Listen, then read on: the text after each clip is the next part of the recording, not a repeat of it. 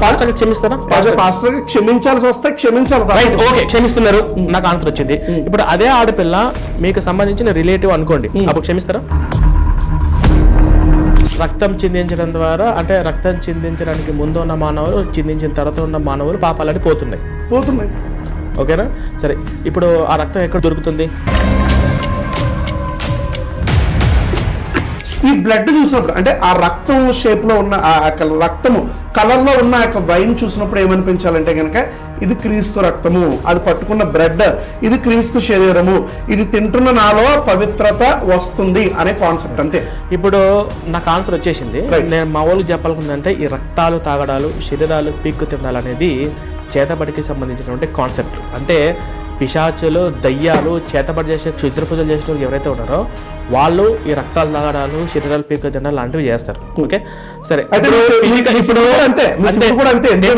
ఇప్పుడు శ్మశానాల్లో తిరుగుతుంటాడు కదా, మీరు కట్ చేయకుండా వేయాలి ఇదంతా కూడా. ఎందుకంటే మీరు ఖచ్చితంగా కట్ చేయకుండా వేయాలి. సరే, ఇప్పుడు నేను మా శివుడు గురించి దేవుడు చాలా స్పష్టంగా హీబ్రూ బైబిల్లో రాయిపించాడు. అయితే స్పష్టంగా తెలుగులో రాయలేదు. నెక్స్ట్ క్వశ్చన్ అయిపోయింది, నాకు ఆన్సర్ వచ్చేసి. స్పష్టంగా హిబ్రూలో రాశారు, స్పష్టంగా ఇంగ్లీష్ లో రాశారు, తెలుగులో వచ్చేసరికి స్పష్టత మిస్ అయింది. నెక్స్ట్ క్వశ్చన్ అయిపోయింది. మిస్ అయిందని నేను చెప్పలే, మీరు అనుకుంటే ఒకవేళ తీసుకోండి. Okay, right. తర్వాత క్రైస్తవుడిగా నీకేం పని ఇంట్లో ముగ్గులు పెట్టుకోవడానికి? ఇంకా చాలా మంది అడుగుతున్నారు, ముగ్గులు ఎందుకు వేయకూడదండి, ముగ్గులు వేస్తే ఏంటండి? ముగ్గులు వేస్తే నువ్వు ఒక దురాత్మని నీ గృహంలోకి ఆహ్వానించుకుని, ఒకవేళ పాస్టర్లు మీ ఇంటికి వస్తే తరిమి కొట్టండి అన్నారు. నేను ఎందుకు తరిమి కొట్టమన్నాను అంటే, నేను చెప్తాను చూడండి, పాస్టర్లు ఇంటికి అడుగు వస్తే నేను ఇప్పటికి కూడా అదే చెప్తాను. ఎందుకు తరిమి కొట్టమంటున్నానంటే, వాళ్ళు ఒక ప్రేతాత్మని ప్రచారం చేస్తున్నారు. వాళ్ళు ఏంటంటే అర్ధాంతరంగా చనిపోయినటువంటి ఒక వ్యక్తి ఎవరైతే ఉన్నారో, ఆయన కోరికలు తీరకుండా చనిపోయిన వ్యక్తి ఎవరైతే ఉన్నారో, ఆయన ఆత్మ ప్రేతాత్మను ప్రచారం, దుష్ట శక్తి ప్రచారం చేస్తున్నారు. ఇప్పుడు అది ఇంటికి తీసుకొని వచ్చి ఇంట్లో ప్రార్థనలు చేయడం వల్ల ఆ దుష్ట శక్తి ఇంట్లోకి వస్తుంది. కాబట్టి ఇట్లాంటి దుష్ట శక్తులు ప్రచారం చేసే వాళ్ళు ఎవరైతే ఉన్నారో వాళ్ళు తరిమి కొట్టండి అని చెప్పి చెప్పాను. అయిపోయింది. వాళ్ళు ఎవరు ప్రచారం చేస్తారో వాళ్ళు బాధ్యత. మీ దమ్ము లేనప్పుడు మాట్లాడకూడదు ఆ మాటలు. మీరు యేసుక్రీస్తుని ఉద్దేశించి మాట్లాడారు.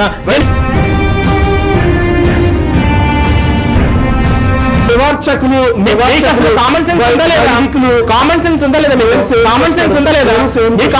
లేదా? ఎక్కడ రాసింది అలాగా? మీరు స్టేట్మెంట్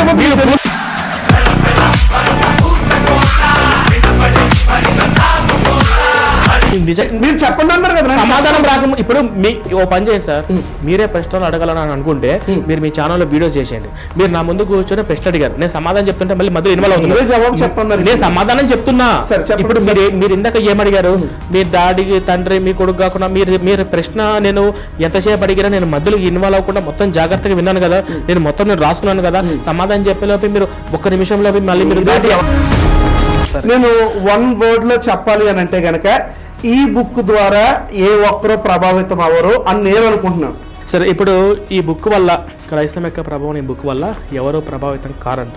మరి కానప్పుడు ఈ డిస్కషన్ ఎందుకు? ఎవరైనా ఒక్కరైనా దెబ్బతింటారేమో మీరు రాసిన పుస్తకం వల్లని.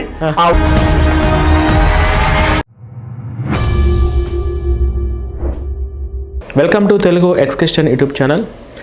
సో ఈరోజు మన ముందు ఉన్నటువంటి గెస్ట్ ఎవరో కాదు, పాస్టర్ రవీంద్ర గారు. రవీంద్రనాథ్ గారి గురించి కొన్ని విషయాలు చెప్పాలంటే మీ అందరికీ తెలుసు, మీరు చాలా చోట్ల ఇంటర్వ్యూలో చూశారు. ఇప్పుడు విషయం ఏంటంటే, మనకు వ్యక్తిగతంగా ఎవరు మనకు శత్రువులు కాదు, మనకు సిద్ధాంతాల పరంగా మాత్రమే శత్రువులు ఉంటారు.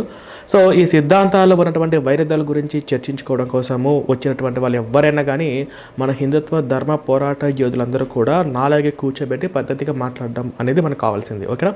సో ఇప్పుడు నేను అదే చేయబోతున్నాను.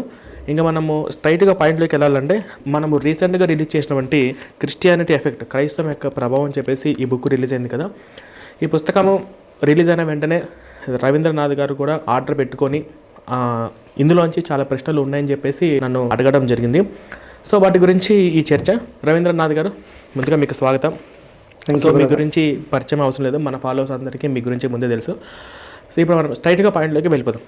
ఓకే, మీకు నా వీడియోస్ పరంగా, నేను రాసినటువంటి పుస్తకాల పరంగా మీకు ఉన్నటువంటి ప్రశ్నలు ఏంటి, ఆ ప్రశ్నలకు నేను సమాధానాలు చెప్తాను. ఫస్ట్, యాక్చువల్గా మీరు మొదటిగా నన్ను ఆహ్వానించినందుకు మీకు ప్రత్యేకమైన కృతజ్ఞతలు తెలియజేసుకుంటున్నాను. ఓకే. ఈ బుక్ మీద డిస్కస్ చేయాలి అని చెప్పినప్పుడు ఐఎమ్ రెడీ. చూడండి, కొంతమంది రాస్తారు కానీ పారిపోతూ ఉంటారు, రాసి దానికి జవాబు చెప్పరు. ఈ ప్రశ్న ఉంది అంటే తర్వాత మాట్లాడదాం అంటూ ఉంటారు. ఒక్కరు పేరు చెప్పి వారిని అవమానపరచాల్సిన సమయం ఇది కాదు. కానీ కొంతమంది ఏవో ప్రశ్నలు ఉన్నాయని వారు అంటారు, ఆ ప్రశ్నలు నేను జవాబు చెప్తామంటే ఇంకా ఏవేవో కారణాలు చెప్పేసి తప్పించుకుని తిరుగుతూ ఉంటారు. కానీ మీరు అలా కాదు, ఒక బుక్ రాశారు, ఆ బుక్కి జవాబు చెప్తావా ప్రవీణ్ అని నేను అడిగినప్పుడు బ్రదర్ ఐఎమ్ రెడీ అని మీరు చెప్పారు. దాన్ని బట్టి ఐఎమ్ సో హ్యాపీ. ఇప్పుడు మీరు అన్నట్లుగా మిమ్మల్ని కించపరచాలనే ఉద్దేశం ఏం కాదు, అసలు ఏంటి మీకున్నటువంటి ప్రాబ్లం ఏంటి తెలుసుకుందాం అనే ఉద్దేశంతోనే నేను ఇక్కడికి వచ్చాను. First of all I would like to you know దీన్ని ఈ రీతిగా ప్రారంభిద్దామని నేను అనుకుంటున్నాను. మీ యొక్క టైటిల్ ఏదైతే మీకు మీరు ఇచ్చుకున్నారో, ఎక్స్ క్రిస్టియన్ ప్రవీణ్ అనేటువంటి టైటిల్ ఏమైతే ఇచ్చుకున్నారో, ఇది చాలా అభ్యంతరకరంగా ఉంది. ఎందుకు అభ్యంతరకరంగా ఉంది అని అంటే కనుక మీరు ఎక్స్ క్రిస్టియన్ అనే దాన్ని మీరు ఇప్పుడు రన్ చేసుకుంటా ఉన్నారు. అయితే ఎక్స్ క్రిస్టియన్ అని చెప్పుకోవడంలో పెద్ద అభ్యంతరం ఏమీ లేదు, చెప్పుకోవచ్చు. అయితే ఇక్కడ మీరు ఏదైతే సిలువని పక్కకి పెట్టారో ఇది చాలా మందికి క్రైస్తవ మనోభావాలు దెబ్బతినే విధంగా ఉంది. మీరు సిలువని ఈ రీతిగా పెట్టి మధ్యలో యేసుక్రీస్తు యొక్క బొమ్మ ఉన్నట్లుగా కూడా మీరు పెట్టారు. అంటే సిలువ, కొంతమంది ఎలా అయితే సిలువను ఫాలో అవుతారో రోమన్ క్యాథలిక్స్, ఆ సిలువను మీరు ఈ రీతిగా పెట్టుకున్నట్లుగా ఇక్కడ కనిపిస్తాం. మీరు కూడా లోథరన్ బ్యాక్గ్రౌండ్ నుంచి వచ్చారని నేను విన్నాను. ఈ లోథరన్ బ్యాక్గ్రౌండ్ నుంచి వచ్చిన మీకు ఈ యొక్క సిలువ బాగా సుపరిచితమైనదే. ఎందుకంటే లోథరన్స్ ఎక్కువగా సిలువ వాడుతూ ఉంటారు, పాస్టర్లు ఆ యొక్క మెడలో వారు సిలువ కూడా వేసుకుంటూ ఉంటారు. ఈ సిలువను ఈ రీతిగా పెట్టడం ఇది మీకు తెలుసో లేదో, ఇది ఒక రకంగా క్రైమ్. ఎందుకనంటే ఇప్పటిదాకా ఎవరు మీ మీద యాక్షన్ తీసుకోలేదేమో, ఇక మీద ఎవరైనా తీసుకుంటే బహుశా మీకు ప్రాబ్లం అవుతుందేమో అని ఒక సహోదర భావంతో చెప్తున్నాను. ఇప్పుడు మీకు సమాధానం చెప్తాను. వీటి మీద ఇంతకుముందు కేసు అయింది, పోలీస్ స్టేషన్ కూడా నడిచింది, చదివారు ఇది మొత్తము. సో ఇప్పుడు మీరు ఆ పాయింట్కి వద్దాం, కేసులు అవన్నీ తర్వాత. అంటే ఇందులో ఈ సిలువ ఏదైతే ఉందో ఇందులో మీ దేవుడు ఉన్నారని భావిస్తున్నారా? నేనైతే ఫర్ షూర్ దీనిని దేవుడిగా అయితే భావించట్లేదు. మరి భావించినప్పుడు నేను ఎలా పెడతా మీకు ఎందుకు? Cross is a symbol for crucifixion. One minute cross అడిగిన దానికి మరి నేను జవాబు చెప్పాలి కదా. Cross is a symbol for crucifixion. మీరు ఎక్స్ క్రిస్టియన్ కదా, మీకు క్రాస్ చూడగానే చిన్నతనం నుండి ఏం గుర్తొచ్చేది మీరు నిజంగా నాతో చెప్పండి. యేసుక్రీస్తు శిలువ మరణమేగా గుర్తొచ్చేది, ఆయన బర్త్డే అయితే గుర్తులేదు. మీరు ప్రశ్న అయిపోయింది, నేను పూర్తిగా చెప్పనివ్వండి. ఫస్ట్ తెలుగు ఎక్స్ క్రిస్టియన్ అనేది ఏదైతే ఉందో, ఎక్స్ క్రిస్టియన్ పేరు మీద మీరు అభ్యంతరం చెప్పారు. ఫస్ట్ ఇది నేను క్లియర్ చేస్తాను. ఎక్స్ క్రిస్టియన్ అంటే క్రిస్టియన్స్ నుంచి బయటకు వచ్చాము. ఎందుకు అంటే ఇప్పుడు ex CM, ex MLA, X boy friend ఇవి ఏవైతే ఉన్నాయో అలాగే ఎక్స్ క్రిస్టియన్. ఒకప్పుడు క్రిస్టియన్ నుంచి బయటకు వచ్చాను అంటే బయటకు వచ్చిన వెంటనే ఏదో ఇంకొక మతంలోకి వెళ్ళినట్టు కాదు. ప్రపంచంలో చాలా మతాలు ఉన్నాయి, అన్ని మతాలకు సంబంధించినటువంటి వాళ్ళ గ్రంథాలు మనం పరిశీలిస్తూ ఉంటాము.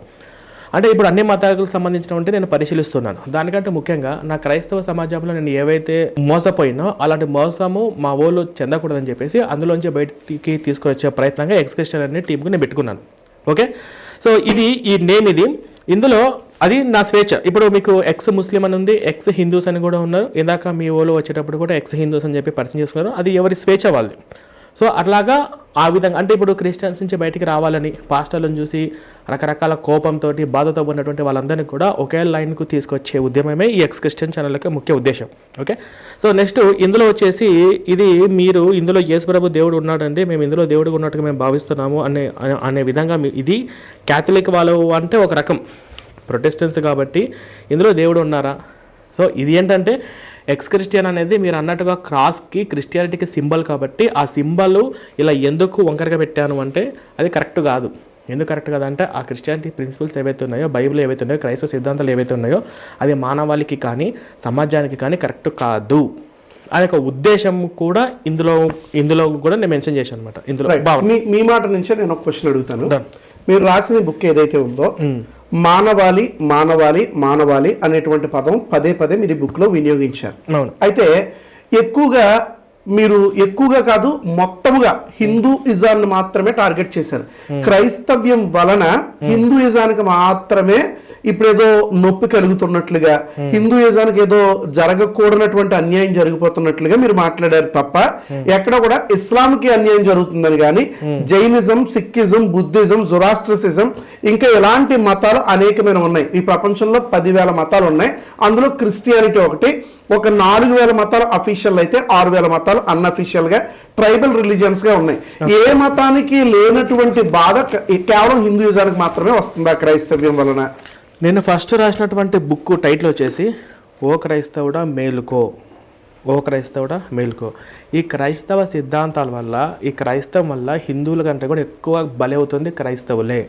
క్రైస్తవు చర్చికి వెళ్తున్నటువంటి వాళ్ళందరూ కూడా ఈ క్రైస్తవ సిద్ధాంతం వల్ల, పాస్టర్లు చెప్పే మాటల వల్ల, మాయ మాటల వల్ల ఎక్కువ బలి అవుతుంది వాళ్ళే. కాబట్టి నాకు క్రైస్తవ సమాజమా మేలుకోండి అని చెప్పేసి అన్న ఉద్దేశంతో నేను ఓ క్రైస్తవుడే మేలుకో అని చెప్పి టైటిల్ పెట్టాను. ఓకే.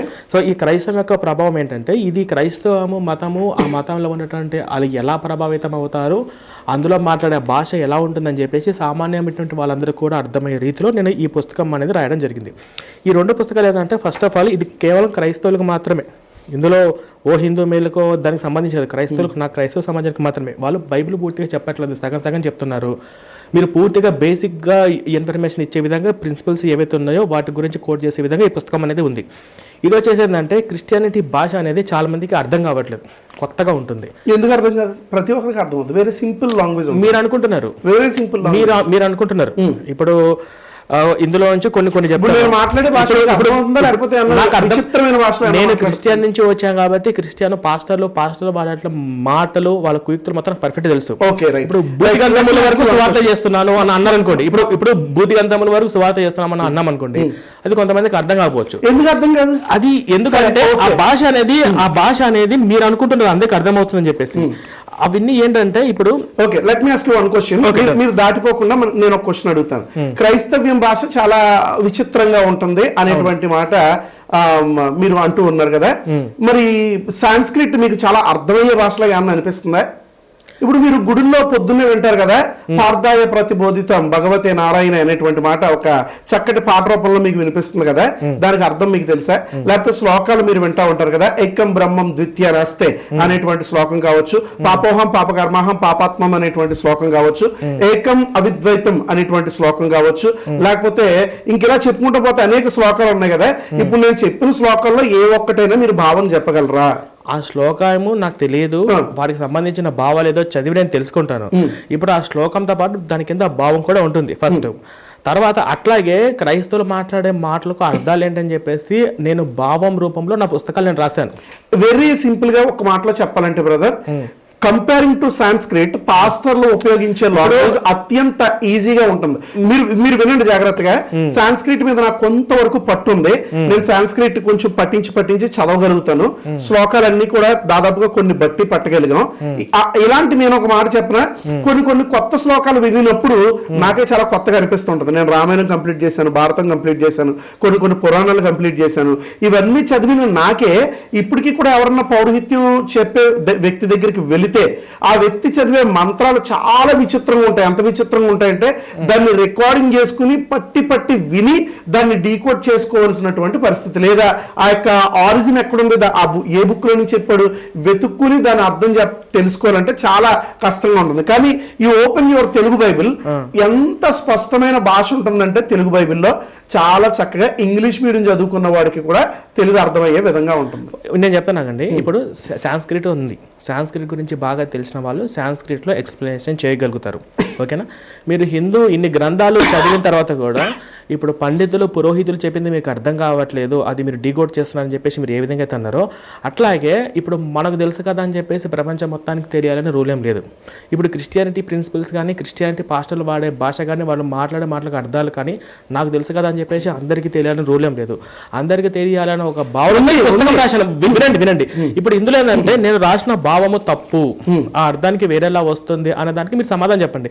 మీరు భావాలు ఎందుకు రాశారు ఇవన్నీ మీరు అడగకూడదు. ఎందుకు అంటే నేను ఎందుకు అడగకూడదంటే ఈ భావాలు తప్పున్నప్పుడు మీరు అడగచ్చు. ఇప్పుడు ఈ ప్రశ్నకు సమాధానం ఇది కాదు, ఈ సమాధానము మీరు రాంగ్ రాశారు అన్నారనుకోండి, నేను దానికి కరెక్ట్ ఆన్సర్ అయితే నేను చెప్తాను. అట్లాగే ఎవరికి తెలిసిన భాషలో వాళ్ళకి ఏ విధంగా అయితే పట్టు ఉంటుందో ఆ పట్టు ఉన్నది అందరికీ ఈజీగా అర్థమయ్యే రీతిలో ఎక్స్ప్లెనేషన్ ఎలా అయితే చేయగలుగుతున్నారో, నాకు కూడా క్రిస్టియానిటీ పాస్టర్లు మాట్లాడే భాషలు కానీ క్రిస్టియానికి సంబంధించినటువంటి వీటన్నిటి గురించి కూడా నాకు కొంచెం పట్టుంది కాబట్టి అది అందరికీ ఈజీగా అర్థం అయ్యే రీతిలో నేను ఈ పుస్తకాలని నేను రాశాను. ఫస్ట్ రైట్, మీ స్టార్టింగ్ లోనే మీరు ఏం చెప్పారంటే నా పేరు ప్రవీణ్ కుమార్, వెంటనే బీటెక్ సివిల్ ఇంజనీరింగ్ నేను చదివానని మీరు చాలా చక్కగా దాన్ని ఓపెన్ గా ఇక్కడ రాశారు. ఓకే, చూడండి, ఒక బీటెక్ చదివిన సివిల్ ఇంజనీర్ కి ఒక తెలుగు భాష అర్థం కావట్లేదంటే ఇది నమ్మదగినటువంటి విషయముగా నాకైతే అనిపించడం లేదు. ఎందుకంటే brother, let me complete. Sanskrit అర్థం చేసుకోవడం చాలా కష్టం. పాస్టర్లు మాట్లాడే ఈ యొక్క స్వచ్ఛమైన తెలుగు భాష అర్థం చేసుకోవడం చాలా సింపుల్. Okay, right. ఇప్పుడు ఆ తెలుగు భాష నాకు అర్థం కావట్లేదు, కానీ ఈ హిందూయిజం నాకు బాగా నచ్చిందంటే అసలు హిందూయిజంలో మీకు ఏం నచ్చింది, క్రైస్తవ్యంలో మీకు ఏం నచ్చలేదు? అయిపోయిందా? సరే, ఇప్పుడు ఏంటంటే మీకు ఇందాకే చెప్పాను, అందరికీ అర్థమయ్యే రీతిలో నేను ఈ బుక్ అనేది రాశారు. ఫస్ట్ నాకు హిందుత్వం ఏం నచ్చిందంటే నేను పూర్తిగా ఇంకా కంప్లీట్గా హిందుత్వంలోకి వెళ్ళలేదు. నా లక్ష్యం ఏంటంటే నా క్రైస్తవ సమాజానికి ఏదైతే ఉందో అది బైబిల్ గురించి ఎడ్యుకేట్ చేయాలి. బైబిల్లో ఉన్నటువంటి లోపాలు ఏంటి, పాస్టర్లు ఏం చెప్తున్నారు, బైబిల్లో నిజంగా ఏముందని చెప్పేసి ఎడ్యుకేట్ చేయాలి. నా క్రైస్తవ సమాజాన్ని మేల్కొనడం నా ఫస్ట్ ఇంపార్టెంట్. అందుకే నా బుక్ కూడా టైటిల్ ఓ క్రైస్తవుడు మేల్కొని పెట్టాను ఫస్ట్. ఇంకొక విషయం ఏంటంటే ఇప్పుడు నేను రాసినటువంటి మళ్ళీ మీరు ప్రశ్న రిపీట్ చేస్తున్నారు. నేను అడిగింది ఏంటి, నేను రాసిన భావం తప్పు ఉంటే తప్పున్న భావం గురించి మీరు అడగండి. భావంలో తప్పు కావాలి, అంతే కదా. మీరు చెప్పింది ఇప్పుడు నేను సివిల్ ఇంజనీరింగ్ చదివాను కాబట్టి ఒక నిమిషం మీకు క్రైస్తవ భాష అర్థం కాలేదు, క్రిస్టియానిటీ భాష మీకు అర్థం కావట్లేదు, బైబిల్ అర్థం కావట్లేదు, చాలా ఈజీగా ఉంటుందని చెప్పేసి మీరు అంటున్నారు. కానీ ఇప్పుడు మా దాంట్లో ఉన్న వాళ్ళందరికీ నేను వచ్చి చెప్పేదాకా అసలు ఈ పదాలు ఏంటి, ఈ పదాలకు అర్థం ఇలా ఉంటుందా సంగతి కూడా ఎవరు తెలియదు. ఇప్పుడు మీరు ఉన్నారు, హిందువుల దగ్గరికి వెళ్ళి విగ్రహార్థన తప్పు అంటున్నారు చెప్పారనుకోండి, వాళ్ళకి తెలియదు విగ్రహార్థం తప్పంటే తప్పేమని అనుకుంటారు. కానీ అసలైన అర్థం ఏంది, వాళ్ళ ఇంట్లో ఉన్నటువంటి హిందూ దేవుళ్ళను, రాముడు కావచ్చు, కృష్ణుడు కావచ్చు, అవి తప్పు, అవి పూజించకూడదు అనేది అసలైన అర్థం. ఆ అసలైన అర్థం చాలా మందికి తెలియకపోవడం వల్ల ఈ విగ్రహార్థన తప్పు అంటే చాలా మందికి అర్థం కావట్లా. ఇప్పుడు ఇలా అర్థం చేసుకునేటువంటి వాళ్ళు హిందువులలో చాలా మంది ఉన్నారు. మేము వచ్చి చాలా మందికి అవేర్నెస్ చేసాం, బట్ ఇంకా ఎక్కువ మందికి అవేర్నెస్ అనేది చెయ్యాలి. కరెక్ట్ అంటారా? ఇది ఒక్కటే కాదు, ఎన్నైనా కానీ. రైట్, నేను చెప్పేది వినండి, అది విగ్రహాలు కరెక్టా కాదు విషయం పక్కన పెట్టండి. మీ పుస్తకంలోకి మనం మాట్లాడు. ఈ పుస్తకంలో ఉన్న భావజాలమే మీ యొక్క ఆన్సర్ నుంచే నేను క్వశ్చన్ అడుగుతున్నాను. సమాధానం పూర్తి అవ్వలేదు, ఇంకొక ప్రశ్నకు సమాధానం మిగిలిపోయింది. మీకు హిందుత్వంలో ఏం నచ్చిందో మీరు అన్నారు. ఫస్ట్ హిందుత్వంలో ఏం నచ్చింది అనేది, మీకు ఈ క్రైస్తవంలో నాకు ఏం నచ్చలేదో ఆ క్రైస్తవంలో నచ్చిన అంశాలు ఎందులో రాశారు, ముందు ఇది కంప్లీట్ చేయండి, ఆ తర్వాత మనం అక్కడికి వెళ్దాం. Okay, right. ఇప్పుడు కేవలం మనం ఇందులో మనకి ఏ భావజాలంతో రాశారో దాన్ని అడగాలని అంటున్నారు. దాని మీద మనం మాట్లాడుకుందాం వితౌట్ వేస్టింగ్ ఆఫ్ టైం. మీరు ఇందాక ఒక మాట అన్నారు, ఏమన్నారు అంటే విగ్రహారాధన గురించి మాట్లాడుతూ విగ్రహారాధన తప్పని క్రైస్తవులు చెప్తారని అన్నారు. అదే విషయాన్ని మీరు ఇదే బుక్ లో ప్రస్తావించారు. ఈ బుక్ లో మీరు 3rd పేజ్ లో 3వ దశ అనేటువంటి ఆ యొక్క పాయింట్ లో విగ్రహారాధన చెయ్యరాదు అని క్రైస్తవులు చెప్తారని మీరు ఇక్కడ రాశారు. ఇప్పుడు నా పాయింట్ ఏంటి అని అంటే కనుక ఇందులో మీకు కనిపించిన తప్పేంటి, విగ్రహారాధన చెయ్యకూడదు అనే దాంట్లో మీకు అనిపించిన తప్పేంటి? విగ్రహారాధన చేయకూడదు అంటే మేము మా దైవాన్ని ఒక విగ్రహంలో చూసి పూజించుకుంటారు హిందువులలో చాలా మంది.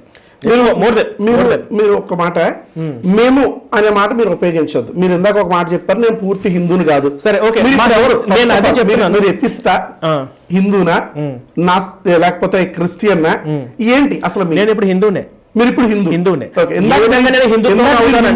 ఇప్పుడు మరలా క్రిస్టియన్. నేను ఏ విధంగా హిందుత్వం అంటే హిందుత్వం అంటే హిందూ గ్రంథాలు మొత్తం చదివి హిందుత్వంలో ఉన్నటువంటి అన్ని ఆచారాలు పాటించేవాళ్ళు కాదు. అట్లాగన్నీ పాటించేవాళ్ళు కాదు. హిందుత్వంలో కొన్ని చాలా సాంప్రదాయాలు ఉన్నాయి, అందులో ఒక సాంప్రదాయాన్ని నేను పాటిస్తున్నామని.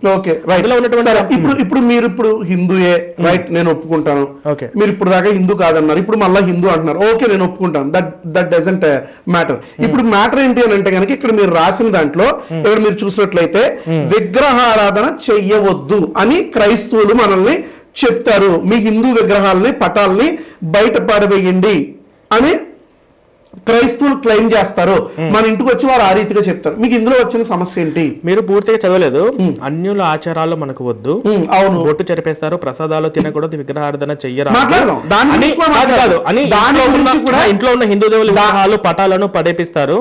ఇంట్లో ఉన్న ఆడవాళ్ళు అంటే మల్లెపూలు బొట్టు, ఇంటి లోపల దీపం, ఇంటి బయట ముగ్గు, ఇలా ఒక్కొక్కటిగా దూరం చేస్తారు. అంటే వినండి ఒక్క నిమిషం, మాస్టర్లు వినండి ఒక్క నిమిషం. ప్రశ్న అయిపోయింది కదా. నా ప్రశ్న ఇంకా కాలే.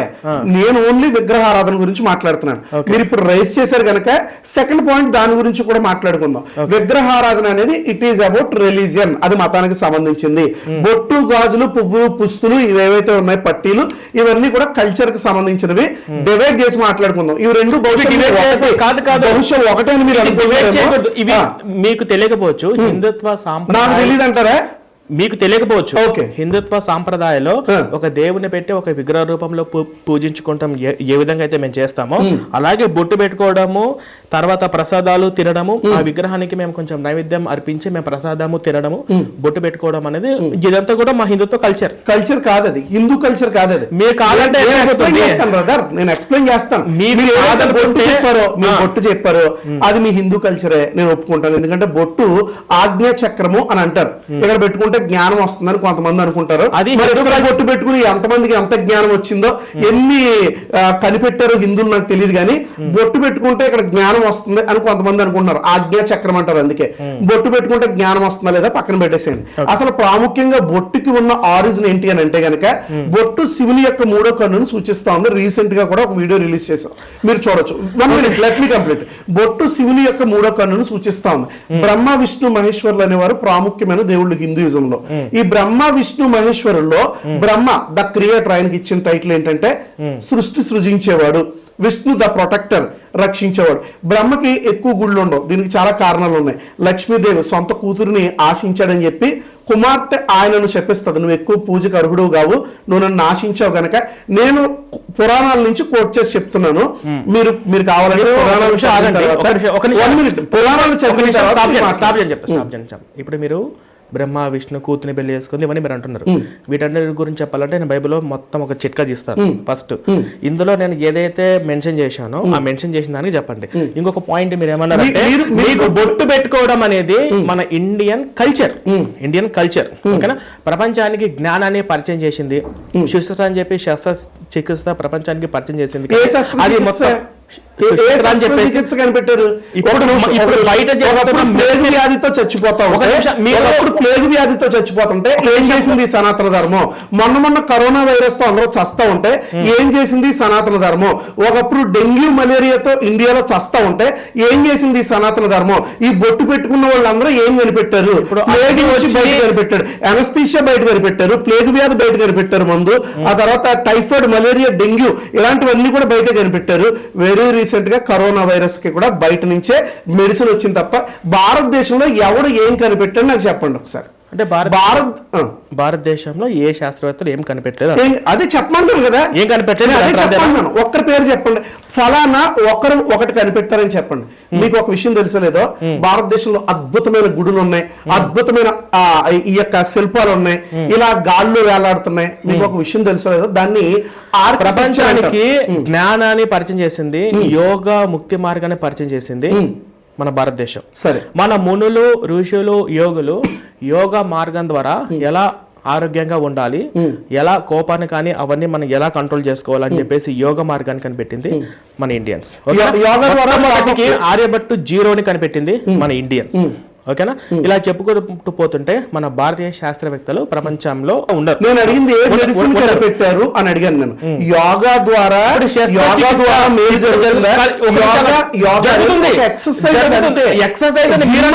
జిమ్ అనేది ఒక ఎక్సర్సైజ్ ఎలాగో యోగా కొంచెం మైండ్ కంట్రోల్ చేయాలి, రోగాలు రాకుండా ఈ మెడిసిన్ అవసరమే లేకుండా ప్రతిదీ కంట్రోల్ చేయడం అన్ని యోగ మార్గంలోనే ఉంది. ఎలా ఉంది? తెలియకపోవచ్చు. ఇప్పుడు జ్వరం వస్తే యోగా చేస్తారా, టాబ్లెట్ వేసుకుంటారా డోలో 650? నేను టాబ్లెట్ వేసుకుంటా. మీకు కరోనా వస్తే మీరు యోగా చేశారా? క్రిస్టియానిటీ దేశంలో మొన్న ఆస్ట్రేలియాలో మొన్న ర్యాపిడ్ ఫైర్ జరిగి సగం నగరము కొన్ని వందలాది మంది చచ్చిపోయారు. అప్పుడు మీ క్రైస్తవులు ఏం చేస్తున్నారు? కుంభమేళపోయి అగ్నికి చాలా మంది న్యూస్ లో మీరు చూడలేదా? ఎక్కడ జరిగింది? న్యూస్ లో చూడండి. దానికి ఇప్పుడు నేను ఏమంటాను అంటే మా హిందూ తొక్కిసలాట్ లో ఆంధ్రప్రదేశ్ లో తొక్కిసలాట్ లో చంద్రబాబు నాయుడు గారు వచ్చారని తొక్కుకుని చేసిన అద్భుతాలు. ఇప్పుడు వాళ్ళ కర్మ, వాళ్ళ టైం అలా కలిసి వచ్చింది కాబట్టి వాళ్ళు చచ్చిపోయారు. ఒక మాట ఇప్పుడు మనం ఒక మంచి పాయింట్ మాట్లాడుకుందాం. ఇప్పుడు క్రైస్తవులు గనక ఒకవేళ ఇది దేవుడు మీకు చేశాడు, ఇది మీరు అనుభవించాలి, అందుకే మీరు చేశారు, మీరు చేసిన పాపాన్ని బట్టే ఇది మీకు వచ్చిందంటే అది మూర్ఖత్వం. కర్మ సిద్ధాంతం ద్వారా దేవుడు వారికి ఆ కర్మను ఇచ్చాడంటే నేను అడుగుతున్నాను, అందులో 5 సంవత్సరాల పిల్లలు చనిపోయారు, వారు ఏ కర్మ చేశారని వారు చనిపోయారు? వాళ్ళు పోయిన జన్మలో పాపం చేశారు. అలా మాట్లాడుతున్నారు. ఫస్ట్ జన్మ ఏ కర్మ చేశారని ఫస్ట్ జన్మ వచ్చింది, అది వాళ్ళకి తెలియాలి. ఆన్సర్ లేనప్పుడు ఇలాంటి సిద్ధాంతాలు కనిపెట్టకూడదు. ఆన్సర్ లేనప్పుడు కర్మ సిద్ధాంతం అని మీరు చెప్పకూడదు. ఫస్ట్ జన్మ ఇప్పుడు మనం తప్పులు చేస్తే మనం చేసిన తప్పుల కోసం ఎవరో రక్తాలు గారిచారు, ఆ రక్తాలతో పాపాలు కడుకుంటే పరలోకం పోవచ్చు అనేది ఈ కరెక్ట్ సిద్ధాంతమా? కరెక్ట్ సిద్ధాంతం. కాబట్టి ఇక్కడే అర్థమైపోతుంది ఏంటంటే షార్ట్ కట్ లో ఇప్పుడు చర్చ్ లో కొంతమంది రంకు సంబంధాలన్నీ పెట్టుకుని ఆ రంకు సంబంధాలన్నిటికీ పాప షార్ట్ కట్ లో జంప్ అయి పరలోకం పోవడం కోసము మీరు నమ్మే మీ దేవుణ్ణి బలి ఇచ్చి ఆ బలి ద్వారా వచ్చే రక్తంతో పాపాలు కడుక్కొని వెళ్ళడం అనేది ఇది సిద్ధాంత పరంగా ఉంది. ఇప్పుడు మా హిందుత్వంలో ఏంటంటే ఇప్పుడు చాలా మంది బాబాలు రంకు సంబంధాలు పెట్టుకుని వాళ్ళందరూ కూడా ఫేక్, అలాగే వీళ్ళు కూడా ఫేక్. మరి ఈ రక్తం అయిపోయింది కదా, ఎవరు చేసిన తప్పుకు వాళ్ళ కర్మ అనుభవించాలో అనుభవించకూడదు. ఏమంటారు? చూడండి బ్రదర్, ఇప్పుడు మనకి ఇందులో నేను ఆన్సర్ చెప్తాను. చూడండి, ఒక మనిషిగా సాటి మనిషి ఎవరైనా తప్పు చేస్తే నేను చేసే పని ఏంటంటే గనక తప్పు చేసిన వాడిని నేను శిక్షిస్తాను, తప్పు చేసిన వాడిని కోర్టు శిక్షిస్తుంది. అయితే క్షమాభిక్ష అనేది ఉంటుంది. ప్రెసిడెంట్ అనే ఆయన క్షమాభిక్ష అనేది పెట్టొచ్చు. ఒక సాధారణమైన ప్రెసిడెంట్ అంత జాలి కలిగి క్షమాభిక్ష పెడితే చూడండి, దేవుడు అంతకంటే జాలిపరుడు. దుష్ట శిక్షణ శిష్ట రక్షణ చేసేవాడు నా దృష్టిలో దేవుడు కాదు. అయితే మీరు రక్షించువాడే నిజమైన దేవుడు.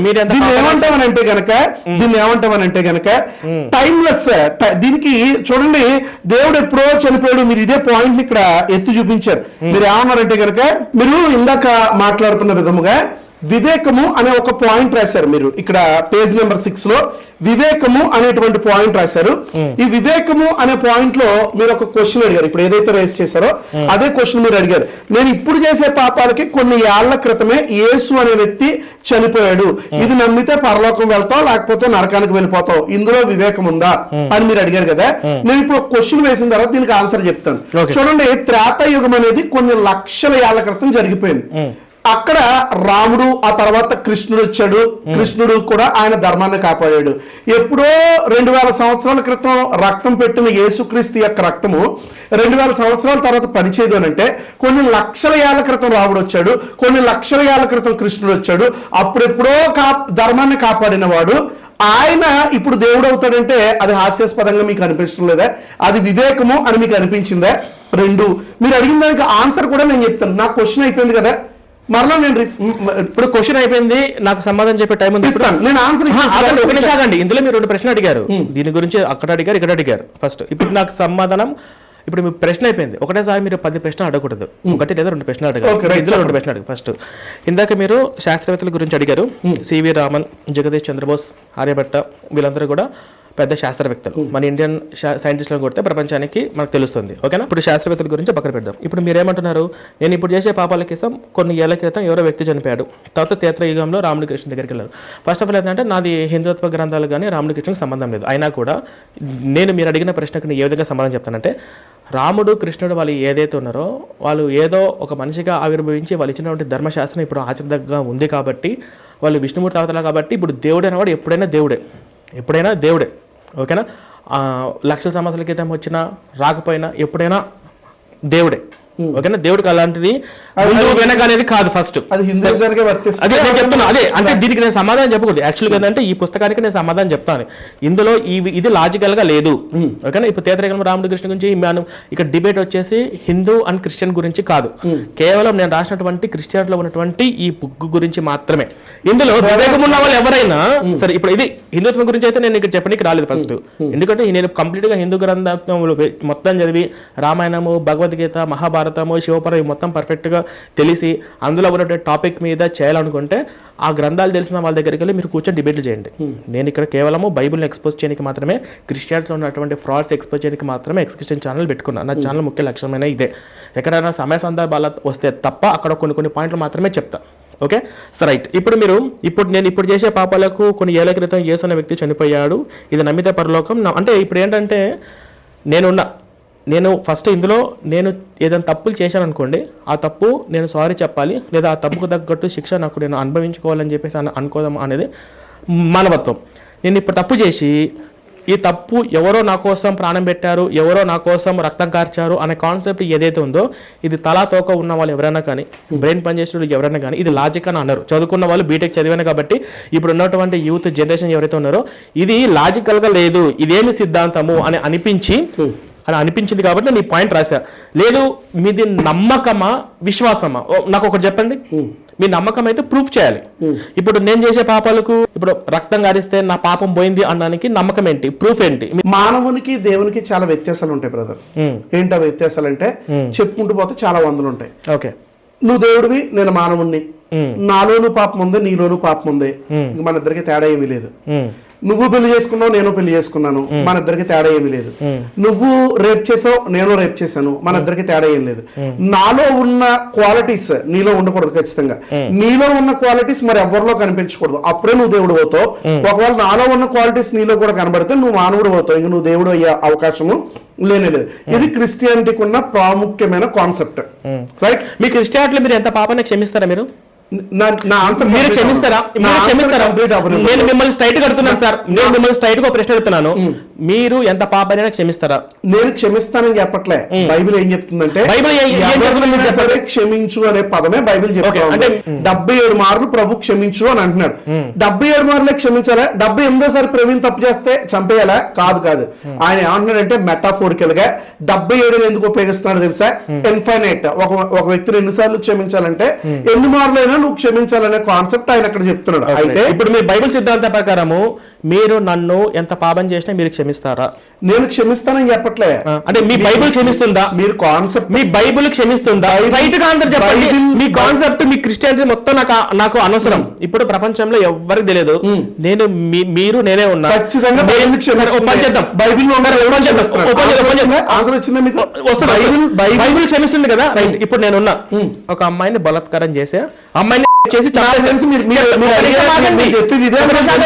నేను ఒక అమ్మాయిని బలాత్కారం చేసి ఆ అమ్మాయిని బలాత్కారం చేసి సంగతి మీకు నాకు తప్ప మూడో మనిషి ఎవరికి తెలియదు. మీరు నన్ను క్షమిస్తారా? మీ బైబిల్ క్షమిస్తుందా? నేను బహుశా మానవుడిగా అయితే క్షమించలేనేమో గానీ దేవుని వాక్యం అంటుంది కదా, పాస్టర్ గా క్షమించాల్సి వస్తే క్షమించాలి. ఓకే, క్షమిస్తున్నారు, నాకు ఆన్సర్ వచ్చింది. ఇప్పుడు అదే ఆడపిల్ల మీకు సంబంధించిన రిలేటివ్ అనుకోండి, అప్పుడు క్షమిస్తారా?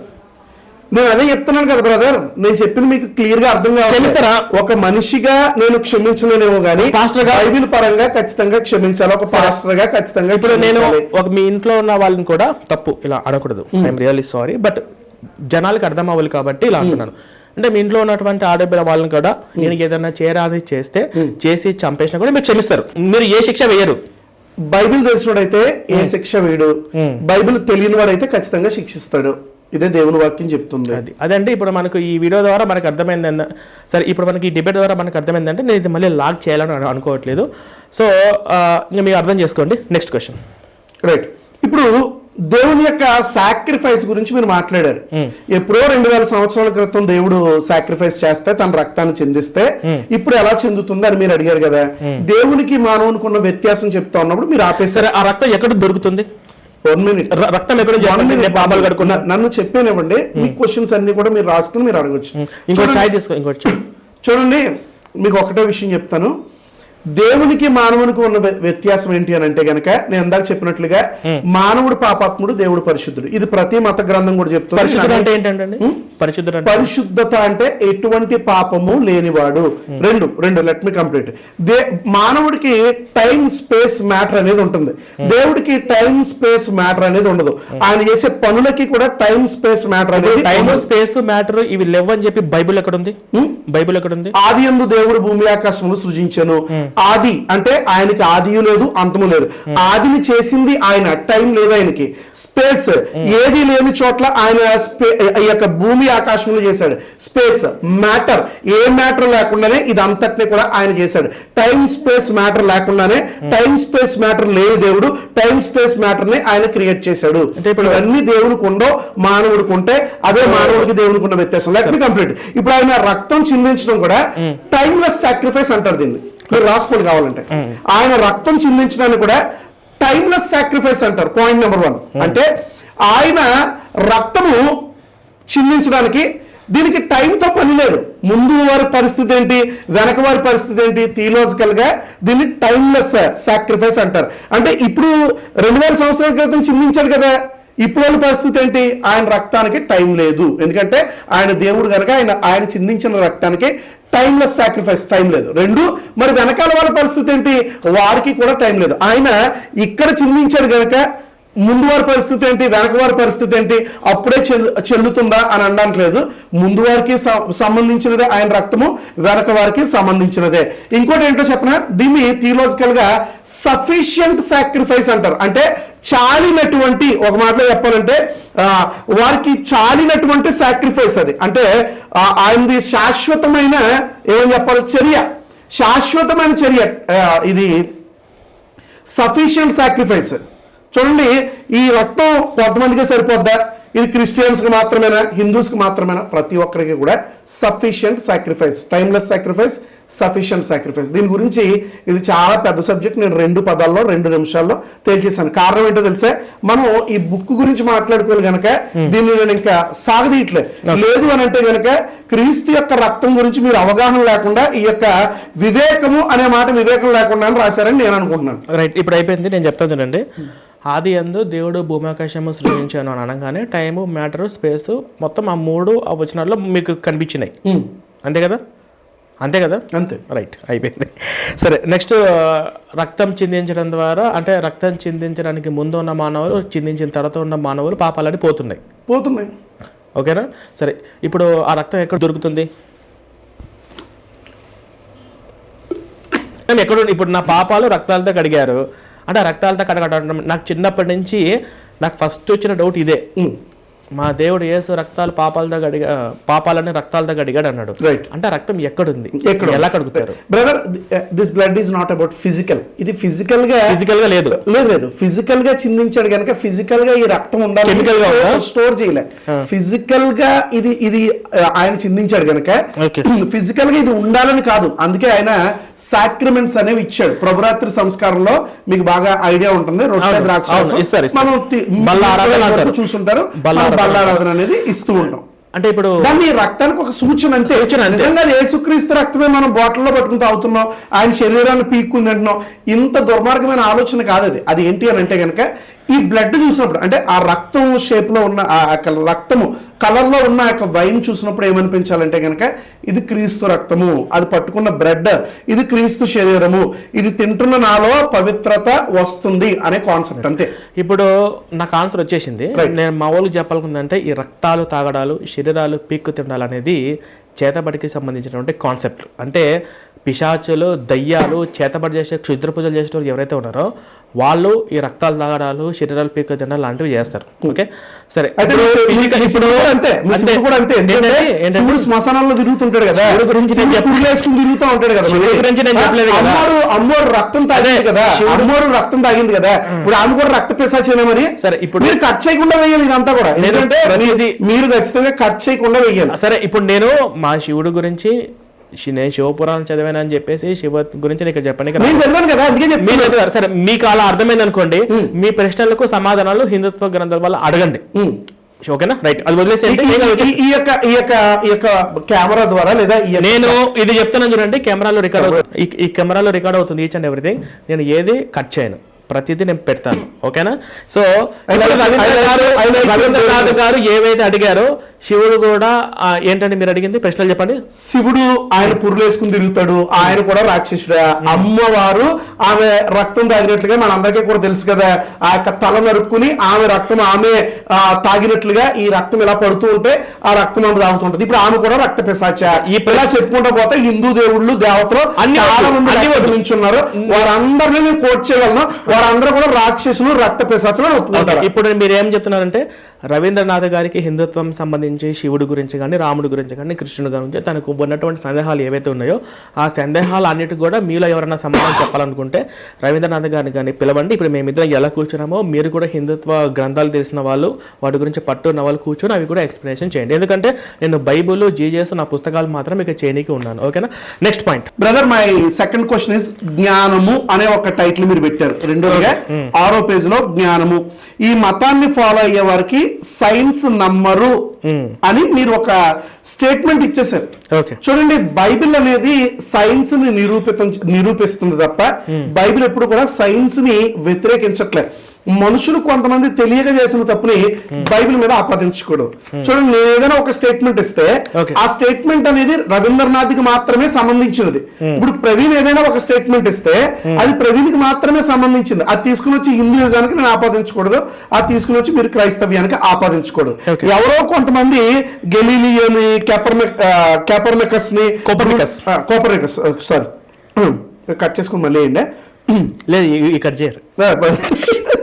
Okay, Bruno. ఓకే, ఎవరో కొంతమంది గెలీలియోని, కోపర్నికస్ ని, బ్రూనోని వీరిని చంపారు కదా అని చెప్పి దీని యొక్క బ్యాక్గ్రౌండ్ మీకు తెలియదేమో అని నేను అనుకున్నాను. మీకు తెలుసా వారిని ఎందుకు చంపారు? చెప్పండి మీరు. మీకు తెలుసా? నాకు తెలియదు, మీకు చెప్పండి. ఓకే, చూడండి, రోమన్ క్యాథలిక్ అనేది ఇప్పుడు మీరు ఒక చర్చ్ గా మాత్రమే చూస్తున్నారు, రైట్? ఇప్పుడు సంఘముగా మీరు చూస్తున్నారు. ప్రపంచంలో ఏది గొప్ప సంఘం అంటే రోమన్ క్యాథలిక్, చాలా సింపుల్ గా చెప్తారు. కానీ గొప్ప సంఘం కాదు, ప్రపంచవ్యాప్తంగా మెజారిటీగా ఉంది క్యాథలిక్స్. ఓకే, రైట్, ఓకే, అది ఒప్పుకోవాల్సిందే. ఇప్పుడు దాన్ని పక్కన పెడితే రోమన్ క్యాథలిక్ అనేది ఇప్పుడు మీరు ఒక చర్చ్ గా మాత్రమే చూస్తున్నారు. ఒకప్పుడు రాజులను శాసించింది ఎవరంటే రోమన్ క్యాథలిక్స్. వారు ఏ రీతిగా శాసించారని అంటే గనక చూడండి, ఇప్పుడు చాలా మంది సీఎంలు, పిఎంలు వారు ప్రజా మెజారిటీతో గెలిచి పూజారులు, స్వామీజీల దగ్గరికి వెళ్ళి పాదాలకు దండం పెట్టుకుంటుంటారు చూసారే, అలాగే సేమ్ ఒకప్పుడు రోమన్ క్యాథలిక్ రాజులను ఇలా చేతిలో పెట్టుకుని వారు పరిపాలించేవారు. అలా పరిపాలిస్తున్న కాలంలో ఎవరైనా బైబిల్కి వ్యతిరేకంగా మాట్లాడితే అప్పుడు బైబిల్ అందరి చేతిలో ఉండేది కాదు, కేవలం పోప్స్ చేతిలో మాత్రమే ఉండేది. If they say this is white, అది right. If they say this is black, అది బ్లాక్, అంతే. వారు తెలుపు అంటే తెలుపు, నలుపు అంటే నలుపు. ఎందుకంటే ప్రశ్నించడానికి ఈరోజు ఎక్స్ క్రిస్టియన్ ప్రవీణ్ చేతిలో బైబిల్ ఉంది కనుక చదువుతున్నాడు, ప్రశ్నిస్తున్నాడు. అసలు బైబిల్ లేకపోతే మీరు ఎక్కడి నుంచి ప్రశ్నిస్తారు? మీకు అవకాశం లేదు కదా. సో అదే రీతిగా రోమన్ క్యాథలిక్ చేతిలో మాత్రమే బైబిల్ ఉండేది, ఎవరి చేతిలో ఉండేది కాదు. పొరపాటుని ఎవడైనా వ్యతిరేకంగా మాట్లాడితే మాకేదో ఇబ్బంది జరుగుతుందనే ఉద్దేశంతో, మా యొక్క మనుగడకి ఇబ్బంది అవుతుందనే ఉద్దేశంతో వారిని చంపడానికి చూసేవారు. అందులోనే గెలీలీ, కోపర్నికస్, బ్రూనో ఇలాంటి వారు అందరూ కూడా చంపబడ్డారు. రెండోదిగా మీరు ఒక స్టేట్మెంట్ ఇచ్చారు కదా, సైన్స్ ని కనిపెట్టింది మా బైబిలే. అసలు ఈ స్టేట్మెంట్ గురించి మీరు ఏమైనా చెప్పగలుగుతారా? నాకు మీనింగ్ లెస్ స్టేట్మెంట్ అంటాను నేను. ఈ యొక్క స్టేట్మెంట్ కి అర్థం లేదు. తర్వాత ప్రపంచ మేధావి ఆల్బర్ట్ ఐన్స్టీన్ బైబిల్ తప్పని చెప్పిన ఐన్స్టీన్ కే జ్ఞానం లేదని అంటారు. ఇది మీ స్టేట్మెంటా లేకపోతే నిజంగా ఐన్స్టీన్ బైబిల్ తప్పని చెప్పాడా? మీ ప్రశ్న అంతా అయిపోయినాక నేను చెప్తాను ఒక్కదానికి. Okay, right. నేను అన్ని రాసుకుంటాను. ఈ ఒక్కదానికి మీరు జవాబు చెప్పగలుగుతారా? నేను ఎగ్జాంపుల్స్ తీసుకున్నాను. ఎగ్జాంపుల్ ఇప్పుడు ఒకవేళ ఆయన అలాగంటే ఆయన అలా అంటారని మీరు అన్నారు. మేధావి ఐన్స్టీన్ ఒకవేళ ఇప్పుడు కొంతమంది శాస్త్రవేత్త దేవుడు లేరు అని చెప్పేసి కొన్ని పుస్తకాలు రాశారు. ఎందుకంటే నాస్తికులు దేవుడు లేదని రాశాడు. ఇప్పుడు తెలుసా, భూమిపైకి వెళ్ళిన తర్వాత స్టీఫెన్ హాకింగ్ అవన్నీ అబద్ధాలు. అబద్ధాలు కాదు బ్రదర్. ఆయన రాసిన పుస్తకంలో ఆయన లైఫ్ ఆయన యొక్క జీవిత చరిత్ర రాసిన దాంట్లో ఆయన ఏమని రాశాడు తెలుసా? వేర్ ఈజ్ గాడ్ అనేటువంటి క్షమించారు ఒకవేళ బుక్ తప్పు చెప్పానేమో, దేవుడు లేడనేటువంటి పుస్తకం నాస్తిక భావజాలంతో ఒకటి రాశాడు. అనంతరం మూన్ పైకి వెళ్ళాక ఆయన ఏం చెప్పాడు తెలుసా? అక్కడికి వెళ్ళాక కానీ నాకు అర్థం అవ్వలేదు, దేవుడు ఉన్నాడు, ఈ సృష్టిని చేసిన వాడు ఎవరో ఒక ఆయన ఉన్నాడు, ఆయన యేసుక్రీస్తా, శివుడా, ఇంకొకడా అని ఆయన చెప్పలే, ఉన్నాడు దేవుడు అని ఒప్పుకున్నాడు. రైట్, అది పక్కన పెట్టేసాను. ఆల్బర్ట్ ఐన్స్టీన్ బైబిల్ పైన చాలా గొప్ప విశ్వాసం కలిగిన వ్యక్తి, అందుకే నేను క్వశ్చన్ అడిగాను, బట్ మీరు దానికి క్లారిటీ ఇచ్చారు, దట్స్ వెరీ గుడ్. జ్ఞాన ఫలము తినవద్దని వీళ్ళ బైబిల్ దేవుడు చెప్పాడు, సైతాన్ తినమన్నాడు, కాబట్టి జ్ఞానము వచ్చింది. బ్రదర్, వచ్చిన జ్ఞానం వేరు, మీకు అర్థమైన జ్ఞానం వేరు. మానవుడికి ఏదైతే రాకూడదో ఆ జ్ఞానం వచ్చింది.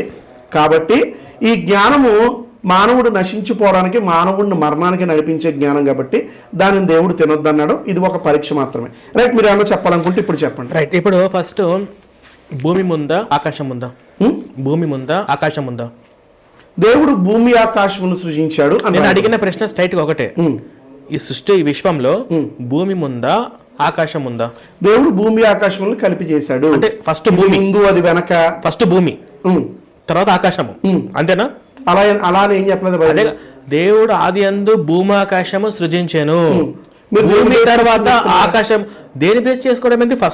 ఫస్ట్ బైబిల్లో ఉన్నటువంటి రిఫరెన్స్ అదే కదా, అంటే ఫస్ట్ భూమి తర్వాత ఆకాశం వచ్చిందా? ఒక్క నిమిషం మీరు ఇంగ్లీష్ లో చూస్తే హెవెన్స్, తెలుగులో బైబిల్ చెప్పండి, తెలుగులో ఉన్నదానికి అర్థం చెప్పండి. తెలుగులో తర్జుమా చేసినప్పుడు ఒక బ్రాహ్మణుడు, ఆయన పేరు రావు గారు, బ్రాహ్మణ భాషలో ఆయన కొన్ని పదాలు రాసినప్పుడు చూడండి. ఎందుకు ఈ విషయాలు నేను చెప్తున్నానంటే, ఇది కొంతమంది వ్యూవర్స్ కూడా తెలుసుకోవాలి. ఈ విషయాన్ని నేను ఎందుకు చెప్తున్నానంటే, తర్జుమా చేసేటప్పుడు బ్రదర్, మీ షర్ట్ నాకు నిజంగానే నచ్చింది ఈరోజు, మంచి పింక్ కలర్ షర్ట్ వేశారు, బాగుంది బ్రదర్, ఈ షర్ట్ చాలా బాగుంది అని అంటాను. మీరు ఇంగ్లీష్లో ఒకసారి తర్జుమా చేయగలుగుతారా?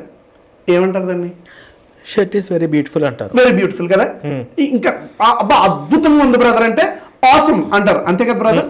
ఆసమ్ అంటారు, ఎందుకంటే మీరు ఇంగ్లీష్ మీకు అవగాహన ఉంది కాబట్టి అడుగుతున్నారు. షర్ట్ నచ్చింది అని అనడానికి ఇలా తర్జుమా చేసుకుంటాం మనం, అంతే కదా? ఇప్పుడు నేను ఒక పదం చెప్తాను, దాన్ని మీరు ఎగ్జాక్ట్ ట్రాన్స్లేషన్ చేయాలి ఖచ్చితంగా. నేను మీకు ఆన్సర్ వస్తుంది ఇక్కడ, మీకు ఆన్సర్. నాకు టైం ఇవ్వట్లేదు. మీ షర్ట్ కేక పుట్టించింది అంటాం, ఒకసారి ట్రాన్స్లేట్ చేయండి. కేక పుట్టించింది అంటే సరే ఓపెన్ చేద్దామండి, నాకు టైం ఇవ్వండి. మీరు ప్రశ్న అడిగారు, నేను సమాధానం చెప్పలేకపోతే మళ్ళీ మీరు ఇన్వాల్వ్ అయిపోతున్నారు. నేను ఏమంటున్నా, నేను అడిగిన స్ట్రైట్ ప్రశ్న ఏంటంటే, ఇప్పుడు షర్ట్ ఆమ్సం అన్న బ్యూటిఫుల్ అన్న ఆ రెండింటి నియర్ బై దగ్గరకు వస్తుంది. ఇప్పుడు నేను పొరపాటుగా మా అమ్మ తర్వాత నేను పుట్టా, నా తర్వాత మా అమ్మ పుట్టింది అని చెప్పడంలో చాలా పాపం, దాని గురించి చాలా డిఫరెన్స్ ఉంది. ఇప్పుడు ఫస్ట్ ఈ సైన్స్ నంబర్ నేను ఎందుకన్నానంటే, నేను మిమ్మల్ని అడిగిన స్టైల్ ప్రశ్న ఏంటంటే, ఇంగ్లీష్ లో అలాగుంది కదా, హిబ్రూలో అలాగుంది కదా, నేను అవన్నీ అడగట్లేదు. హిబ్రూలో ఏమంటుందంటే heavens and the earth, exact translation King James version లో వచ్చింది, కానీ తెలుగులోకి వచ్చినప్పుడు భూమి ఆకాశముల్ని అని తర్జుమా చేశారు. చూడండి, హిబ్రూ బైబిల్ నమ్మాలా తెలుగు బైబిల్ నమ్మాలా? హిబ్రూ బైబిల్ నమ్మాలా తెలుగు బైబిల్ నమ్మాలా? మీరు ఏ బైబిల్ నమ్మినా దాంట్లో ఉన్నటువంటి క్రక్స్ ఒకటే. అట్లా హిబ్రూ బైబిల్లో ఫస్ట్ ఆకాశం ఉంది, తర్వాత భూమి ఉంది. తెలుగు బైబిల్లో ఫస్ట్ భూమి ఉంది, తర్వాత ఆకాశం ఉంది. ఈ రెండు వేరు వేరు కదా, నేను ఇందులో ఏది నమ్మాలి? థియలాజికల్ ఎడిట్స్ లో ఓకే, మాన్యుస్క్రిప్ట్ ఇప్పుడు నేను అడిగిన మీరు క్వశ్చన్ అడుగుతున్నారు, నాకు హిబ్రూ బైబిల్ నమ్మాలా ఇంగ్లీష్ బైబిల్ నమ్మాలా తెలుగు బైబిల్ నమ్మాలా?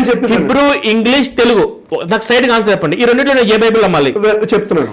ఈ వాక్యం బట్టి నేను ఇప్పుడు ఒరిజినల్ బైబిల్ ఏంటి అని అంటే కనుక ఓల్డ్ టెస్ట్మెంట్ అంతా హీబ్రూలో ఉంది, అంటే తెలుగు బైబిల్ నమ్మకూడదు. ఒక్క నిమిషం, న్యూ టెస్ట్మెంట్ అంతా గ్రీక్ లో ఉంది. దీన్ని ట్రాన్స్లేట్ చేసినప్పుడు థియలాజికల్ ఎడిట్స్, మాన్యుస్క్రిప్ట్ వేరియేషన్స్ లో తేడా ఉందేమో కానీ కోర్ మెసేజ్ అనేది ఒక్కటే. ఇప్పుడు అడగండి, మీరు ఏం కావాలో? ఒకటే. దేవుడు ఫస్ట్ భూమి ఆకాశములు చేశాడు, ఫస్ట్ ఆకాశాన్ని చేశాడు, తర్వాత భూమిని చేశాడు, అంతేనా? అంతే. అంటే ఇక్కడ ఉన్న తప్పు ఎక్కడ తప్పు? అంటే భూమి ఆకాశం వచ్చింది తప్పు. భూమి ఆకాశంలో రాస్తే బైబిల్లో తప్పు అయిపోద్దా? ఒక పదం ముందు రావాల్సింది వెనక్కి వస్తే ఆ పదంలో ఉన్న కోర్ మెసేజ్ వద్దు, మీకు పదం మారింది కనుక తప్పు అయిపోయింది అంతే. ఇప్పుడు సరే, నేను పుట్టాను, నన్ను కన్నా మా అమ్మ నేను పుట్టిన తర్వాత పుట్టింది, అలా బైబిల్. మరి ఆకాశము భూమి అమ్మ లాంటిది, మేము భూమిని భూదేవిగా మేము పూజిస్తామండి. మీకు ప్రతి ఒక్కరు ఆకాశము సరే, మేము మా దానికి ఒక్కొక్కదానికి ఒక అర్థం ఉంది, అది పక్కన పెట్టేసాం. ఇప్పుడు ఆకాశము తర్వాత భూమి వచ్చింది అనడంలో అంటే ఇప్పుడు బైబిల్లో తప్పు ఉందా కరెక్ట్ ఉందా? మీరు ఏమంటారు చెప్పండి. బ్రదర్ ముందుది వెనక ముందు పడింది అంటారు అంతేనా? ఒక్క నిమిషం. కాదు కాదు, ముందుది వెనక ముందు పడింది అంటారు. మీ క్వశ్చన్ అయిపోయింది కదా. ఇక్కడ దేవుడు భూమి ఆకాశమును సృజించాను. Okay. ఇంగ్లీష్ లో God created heavens and the earth. దేవుడు మొదట భూమిని చేసి తర్వాత ఆకాశాన్ని చేశాడని రాయలేక తెలుగులో అదే రాసింది. అలా మొదట వెనక అని పెట్టలే. భూమి కామ ఆకాశము, హెవెన్స్ కామ ఎర్త్. అంటే ఇప్పుడు భూమిని మొదట చేశాడు అని చెప్పలేదు అక్కడ. దేవుడు భూమి ఆకాశం అంటే బైబిల్ ఇవ్వండి ఒకసారి. అక్కర్లేదు బ్రదర్, నాకు బైబిల్ మీద అవగాహన ఉంది. ఇప్పుడు ఫస్ట్ వచ్చేది అంటే ఆది అంటే మొదలు, ఆది యందు మొదలు భూమి ఆకాశము అంటే మొదట భూమి తర్వాత ఆకాశము అంటే ఆది యందు. అలా ఉన్నా మీరు చూపిస్తారా? అదే ఫస్ట్ వాక్యం అదే. ఆది యందు దేవుడు అనే పదం మీకు కనబడతలేదా? ఆది యందు భూమికి వెళ్ళిపోయారు డైరెక్ట్ గా. నాకు ఈ వచనం నాకు రిఫరెన్స్ చెప్పండి. అంటే ఇది సైన్స్ కి విరుద్ధంగా ఉందా లేదా? లేదు. ముందు ముందు భూమి తర్వాత ఆకాశం ఉంది బైబిల్లో. మనుషులు థియలాజికల్ ఎడిటింగ్ లో తప్పు చేశారా? అది పక్కన పెట్టడం ఏంటి? సరే అయితే మనుషులు తప్పు చేశారంటారా? ఎవ్వరు తప్పు జరగలే. ట్రాన్స్లేషన్ ఇంగ్లీష్ లో వచ్చేసి హిబ్రూలో వచ్చేసి నేను నమ్ముతా ఆకాశం తర్వాత భూమి అన్నారు కాబట్టి. సో ఇంగ్లీష్ లో ఉన్నటువంటి బైబిల్లో ఆకాశం తర్వాత భూమి ఉన్నది రిఫరెన్స్ కరెక్ట్, హిబ్రూలో ఉన్నది కరెక్ట్. కానీ తెలుగులో వచ్చేసరికి ముందు భూమి తర్వాత ఆకాశం అని వచ్చింది. ఇది కరెక్ట్ కాదు. ముందు భూమి తర్వాత ఆకాశం అని రాశారు కానీ ఆది యందు ఆది యందు అని ఉంది. మీరు వినండి జాగ్రత్త. అంటే ఆది యందు దేవుడు భూమి ఆకాశములు అన్నారు తప్ప ఆది యందు దేవుడు మొదట భూమిని తర్వాత రెండోదిగా ఆకాశంలో రాయలే. దేవుడు మొదటగా ఆకాశాన్ని చేశాడు, తర్వాత భూమిని చేశాడు. మరి ఆకాశం భూమిని సృజించాను అని చెప్పొచ్చు కదా. మళ్ళీ అన్నప్పుడు ఆకాశము భూమిని సృజించని చెప్పొచ్చు కదా. అదే చెప్పాడు బ్రదర్. మరి తెలుగులో ఎందుకు భూమి ఆకాశం చెప్పారు? ట్రాన్స్లేషన్ లో ట్రాన్స్లేషన్స్ లో మీరు అడిగి మీరు కన్ఫ్యూజ్ అవుతున్నారు. మీరు కన్ఫ్యూజ్ అవుతున్నారా? మీరు చెప్పండి. ఇది బాగా అర్థం. సరే నేను ఒక మాట చెప్తాను. అవుతున్నారు. నేను ఒకటే చెప్తున్నాను. దేవుడు చాలా స్పష్టంగా హీబ్రూ బైబిల్లో రాయిపించాడు. అయితే స్పష్టంగా తెలుగులో రాయలేదు. ట్రాన్స్లేషన్ అయిపోయింది. నాకు ఆన్సర్ వచ్చేసి స్పష్టంగా హిబ్రూలో రాశారు, స్పష్టంగా ఇంగ్లీష్ లో రాశారు, తెలుగులో వచ్చేసరికి స్పష్టత మిస్ అయింది. నెక్స్ట్ క్వశ్చన్ అయిపోయింది. మిస్ అయిందని నేను చెప్పలే. మీరు అనుకుంటే ఒకవేళ తీసుకోండి. Okay right. తర్వాత అంటే సైంటిస్టులను ఎందుకు చంపారు అంటే వీళ్ళు గెలీలియా అని చెప్పేసి వీళ్ళు అంతరిక్షంలో ఉన్నట్టు కొన్ని నక్షత్రాలు కనిపెడుతుంటే అవన్నీ బైబిల్లో లేవు కాబట్టి సైన్స్ కు బైబిల్ కు విరుద్ధంగా వాళ్ళు చేస్తున్నారు కాబట్టి సైంటిస్టులను చంపారు. ఇది ప్రపంచం మొత్తానికి తెలుసు. ఇంకా నేను సాగతీయాలని అనుకోవట్లేదు. నెక్స్ట్ మీరు చెప్పండి. ఇంకా నెక్స్ట్ క్వశ్చన్. సరే, ఇప్పుడు మీరు అన్నదాని ప్రకారం సైంటిస్టులను చంపిన చరిత్ర క్రైస్తవ్యానికి ఉంది. 100% చరిత్ర క్రైస్తవ్యానికి ఉంది అని మీరు అంటారు, అంతే కదా? లేదు, నేను ఏమంటానంటే ఒకటండి, ప్రపంచంలో క్రైస్తవులు ఎవరిని చంపలేదండి. ఫస్ట్ క్రిస్టియానిటీ ఎప్పుడైతే స్టార్ట్ అయిందో ఆ రోజు నుంచి క్యాథలిక్స్ కానీ ప్రొటెక్షనల్స్ కానీ వీళ్ళ మధ్య ఎటువంటి గొడవలు జరగలేదు, ఎక్కడ యుద్ధాలు జరగలేదు. ఇప్పుడు యేసు దేవుడు అని కొందరు యేసు దేవుడు కాదని చెప్పేసి వీళ్ళందరూ కూడా కూర్చొని మంచిగా ప్రశ్నించుకున్నారు, సమాధానాలు చెప్పుకున్నారు. బ్రిటిష్ శాస్త్రులు కానీ క్రైస్తవులు కానీ వీళ్ళు ఎవరు ఇప్పటివరకు ఈ భూమి మీద ఎవరిని హింసించలేదు, ఎవరిని ఒక మాట కూడా అనలేదు. క్రైస్తవం పుట్టినప్పటి నుంచి ఇప్పటివరకు శాంతి ప్రేమతోనే నడిచింది. ఓకేనా సార్? ఇప్పుడు నాకు కొంత టైం ఇస్తారా? ఓకే, ఇది మీరు ఏది ఎడిట్ చేయకుండా వేస్తాను. రైట్, ఇదే మాట మీద ఉండండి బ్రదర్. ఎలా చూడండి, హిందూయిజంలో జరిగినంత రక్తపాతం మరి ఎక్కడా కూడా జరగలే. హిందూ దేవుళ్ళ పేరు చెప్పి మీరు 6th centuryకి చెందిన రాసుకోండి పేరు ఒకసారి. మిహిరాకుల అనేటువంటి రాజు పేరు ఎప్పుడన్నా విన్నారా? మిహిరాకుల అనేటువంటి రాజు బుద్ధిస్టుల్ని ఓక్షకోత కోసాడు. అంతకంటే దుర్మార్గమైన రాజు చరిత్రలో ఎవ్వరూ లేడు. మతం పేరట మిహిరాకుల అనేటువంటి రాజు 6th centuryలో. అంతకంటే ముందే కళింగవార్ ఎప్పుడన్నా విన్నారా మీరు పేరు? 3rd centuryకి చెందిన అశోక చక్రవర్తి కళింగ అనేటువంటి ఆ వార్లో కేవలము హిందూయిజాన్ని నమ్ముకోలేదని చెప్పి అశోక చక్రవర్తి లక్షల మందిని చంపాడు. ఇప్పటికే కూడా ఆ యొక్క ఆనవాళ్ళు ఉన్నాయి మన భారతదేశంలో, మీరు వెళ్ళి చూడొచ్చు. అశోక చక్రవర్తి కొన్ని లక్షల మందిని కేవలము మతం నమ్ముకోలేదని బుద్ధిస్టులను చంపేశాడు. అయితే ఆ యొక్క కళింగ వారి తర్వాత అశోక చక్రవర్తి తెలుసుకుంది ఏంటో తెలుసా? ఇంతకంటే దుర్మార్గమైన మతం మరి ఏమీ లేదు. ఏంటో తెలుసా? హిందూయిజం కంటే దుర్మార్గమైన మతం మరి ఏమీ లేదు. నేను అందుకే బుద్ధిజం శాంతి మతం కనుక బుద్ధిజంలోకి వెళ్ళిపోతున్నాను, నేను వెళ్ళిపోయాను. కారణం ఏంటో తెలుసా? ఎవరు వెళ్ళారు? అశోక చక్రవర్తి. మీరు చరిత్ర చదువుకోండి. Okay. ఆ తర్వాత మీరు చూసినట్లయితే 8th సెంచరీలో బప్పా రవల్ అనేటువంటి మరొక ఆయన ఉన్నాడు. ఈయన జైనులని ఓచకోతకొస్తాడు. ఎవరినో తెలుసా? సన్యాసులు ఎవరి జోలికి పోరు. సన్యాసులు అంటే అడుక్కుంటారు, దొరికింది తింటారు, ఎక్కడ పడితే అక్కడ పడుకుంటారు, చక్కగా దేవుణ్ణి తపస్సు చేసుకుంటారు, పూజ చేసుకుంటారు. అలాంటి వారు హిందూయిజం ఒప్పుకోవట్లేదని బప్పా రవల్ అనేటువంటి వ్యక్తి భయంకరంగా చంపాడు. మీకు ఒక విషయం తెలుసా? చరిత్రలో జరగలేని రక్తపాతము హిందూ రాజులు చాలా మంది జరిగించారు. వారు ఆ తర్వాత చచ్చేటప్పుడు రియలైజ్ అయ్యారు. మీరేదో క్రైస్తవుల మీద, ముస్లిమ్స్ మీద చాలాసార్లు మీ యొక్క కొంతమంది మీ బ్యాచ్ అందరూ అంటూ ఉంటారు కదా, క్రైస్తవ్యంలో రక్తపాతం జరిగిపోయింది, ఇస్లాంలో రక్తపాతం జరిగిపోయింది. దీని అంతకంటే ఎక్కువ హిందూయిజంలోనే రక్తపాతం జరిగింది. నేను చెప్పిన పేర్లు మీకు కావాలంటే గూగుల్ చేసి చూసుకోండి. ఇంకా చాలా మంది రాజులు ఉన్నారు. నేను హిందూకు మాత్రమే చెప్పాను.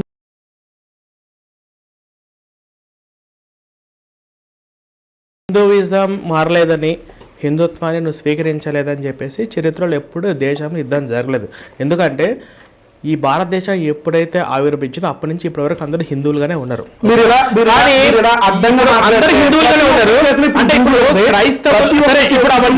ఇప్పుడు ఇవన్నీ నేనేమంటున్నానంటే, రెడ్డి ఇండియన్లు కానీ ప్రపంచం మొత్తంగా ఇన్ని దేశాలకు క్రైస్తవం ఎలా వ్యాపించింది అంటే, అక్కడ ఉన్నటువంటి వాళ్ళ సాంప్రదాయాలను అత్యంత దారుణంగా, పైశాచికంగా నిన్న మొన్నటి వరకు బ్రిటిషర్లు కూడా కోట్ల రూపాయలు, ట్రిలియన్ల సొమ్మును కొట్టుకొని పోయి ఆ తర్వాత మత మారిన కారణంగా చంపినటువంటి చరిత్ర ఏ మతాలకి ఉందో అది మీరే గూగుల్ హిస్టరీ చెక్ చేసుకోండి. అన్నదానికి నేను క్లారిటీ ఇవ్వాలి. ఏంటా క్లారిటీ అంటే, బ్రదర్ చూడండి, ఇక్కడ రెండు మాట్లాడారు మీరు. ఒకటి క్రిస్టియానిటీ, రెండు బ్రిటిష్. చూడండి ఒకసారి మీరు గమనించాలి. బ్రిటిష్ అనేది గవర్నమెంట్, క్రిస్టియానిటీ అనేది రిలీజియన్. చూడండి, హిందూయిజం అనేది రిలీజియన్, భారతదేశం అనేది ఇదొక దేశం. అర్థమవుతుందా? దేశానికి హిందూయిజానికి సంబంధం లేదు. క్రిస్టియానిటీకి బ్రిటిష్ కి అలాంటి సంబంధం లేదు. మిషనరీలు వేరు, క్రిస్టియానిటీ దానికి సంబంధించిన మిషనరీలు వేరు. బ్రిటిష్ అనేది గవర్నమెంట్, వారు దోచుకోవడానికి వచ్చారు. దోచుకున్నారు. ఇప్పుడు క్రిస్టియన్స్ మతాన్ని పాటించేవాళ్ళు కదా, క్రిస్టియన్ మతాన్ని పాటించేవాళ్ళు అందరూ క్రిస్టియన్స్ అని మీరు అనుకుంటే అంతకంటే అజ్ఞానం ఏమీ లేదు. ఆ దేశమే క్రిస్టియానిటీ దేశము అయ్యుండొచ్చు. వాళ్ళు గుళ్ళు కూల్చేసి చెరువులు కట్టారు. గుళ్ళన్ని అంటే బ్రిటిషర్స్ లో కూడా హిందువులు ఉన్నారా? ఎందుకు లేరు? బ్రిటిషర్లు హిందువులు ఉన్నారా? బ్రిటిషర్స్ లో ఆ రోజుకే అప్పటికే కన్వర్షన్స్ ఉన్నాయి. అంటే బ్రిటిషర్స్ కూడా మా ఊళ్ళు కన్వర్ట్ చేశారా హిందుత్వంలోకి? ఒక్క నిమిషం. బ్రిటిష్ కాలంలోనే బ్రిటిషర్స్ అప్పటికే ఇస్లాం స్వీకరించిన వాళ్ళు ఉన్నారు, అప్పటికే బుద్ధిజం నచ్చి అందులోకి వెళ్ళిన వాళ్ళు ఉన్నారు, అప్పటికే హిందూయిజం నచ్చి అందులోకి వెళ్ళిన వారు కూడా మొత్తానికైతే కన్వర్షన్స్ అనేవి అప్పుడే ఉన్నాయి. బ్రిటిష్ అనేది గవర్నమెంట్, క్రిస్టియానిటీ అనేది రిలీజియన్. క్రిస్టియానిటీ అనేది హాస్పిటల్స్ కట్టారు, విడోస్ ను ఆదుకున్నారు. ఇప్పుడు పేర్లు చెప్పమంటే నేను చాలా మంది యొక్క పేర్లు చెప్పగలను. అవన్నీ మనం తర్వాత మాట్లాడుకుందాం. మదర్ తెరిసా కానీ చాలా మంది కానీ ఈ క్రిస్టియానిటీ మిషనరీ వాళ్ళు సేవా పేరుతో ఎందుకు వచ్చారంటే వాళ్ళు మతంలో కన్వర్ట్ చేయడం కోసం. ఓకే సరే, ఇది వదిలేసేయండి. నెక్స్ట్ మదర్ తెరీసా గురించి మాట్లాడేటప్పుడు మీరు చాలా శ్రద్ధగా మాట్లాడాలి. ఎందుకంటే ఇది వరకు చాలా మంది ఇలా మాట్లాడి ప్రాబ్లం ఫేస్ చేశారు. యాజ్ ఎ బ్రదర్ గా నేను చెప్తున్నాను. నేనేమన్నా ఇప్పుడు మదర్ తెరీసా గారు నేను అన్నా, మీరు చూస్తున్నా ఏమన్నా మదర్ తెరీసా వచ్చింది. అవును, మరి ఇప్పుడు చెప్పింది ఆవిడ వీడియో ఉంది. ఆవిడ ఏమన్నదంటే, ఇప్పుడు హాస్పిటల్లో క్లిష్టమైన పరిస్థితుల్లో ఉంటే ఆ సమయంలో కూడా వాళ్ళు ఇది చెప్తే వాళ్ళు క్రిస్టియన్లోకి మతం మారుతారు అని చెప్పి చెప్పింది. ఆమె కొంత డబ్బును, కోట్ల రూపాయలు ఇక్కడ నుంచి విదేశాలకు షిప్స్ ద్వారా తరలించింది. ఆమె చనిపోయేటప్పుడు ఆమె చెప్పింది ఆమె దగ్గర నిజంగానే కోట్లు ఉంటే, మదర్ తెరీసా చనిపోయినప్పుడు ఆమె దగ్గర ఉన్నది ఒక ట్రంక్ పెట్టి 4 చీరలు మాత్రమే. ఒక చీర ఉతుక్కోవడం, ఆరబెట్టుకోవడం, 3 చీరలు ఆమె దగ్గర ఉండేవి.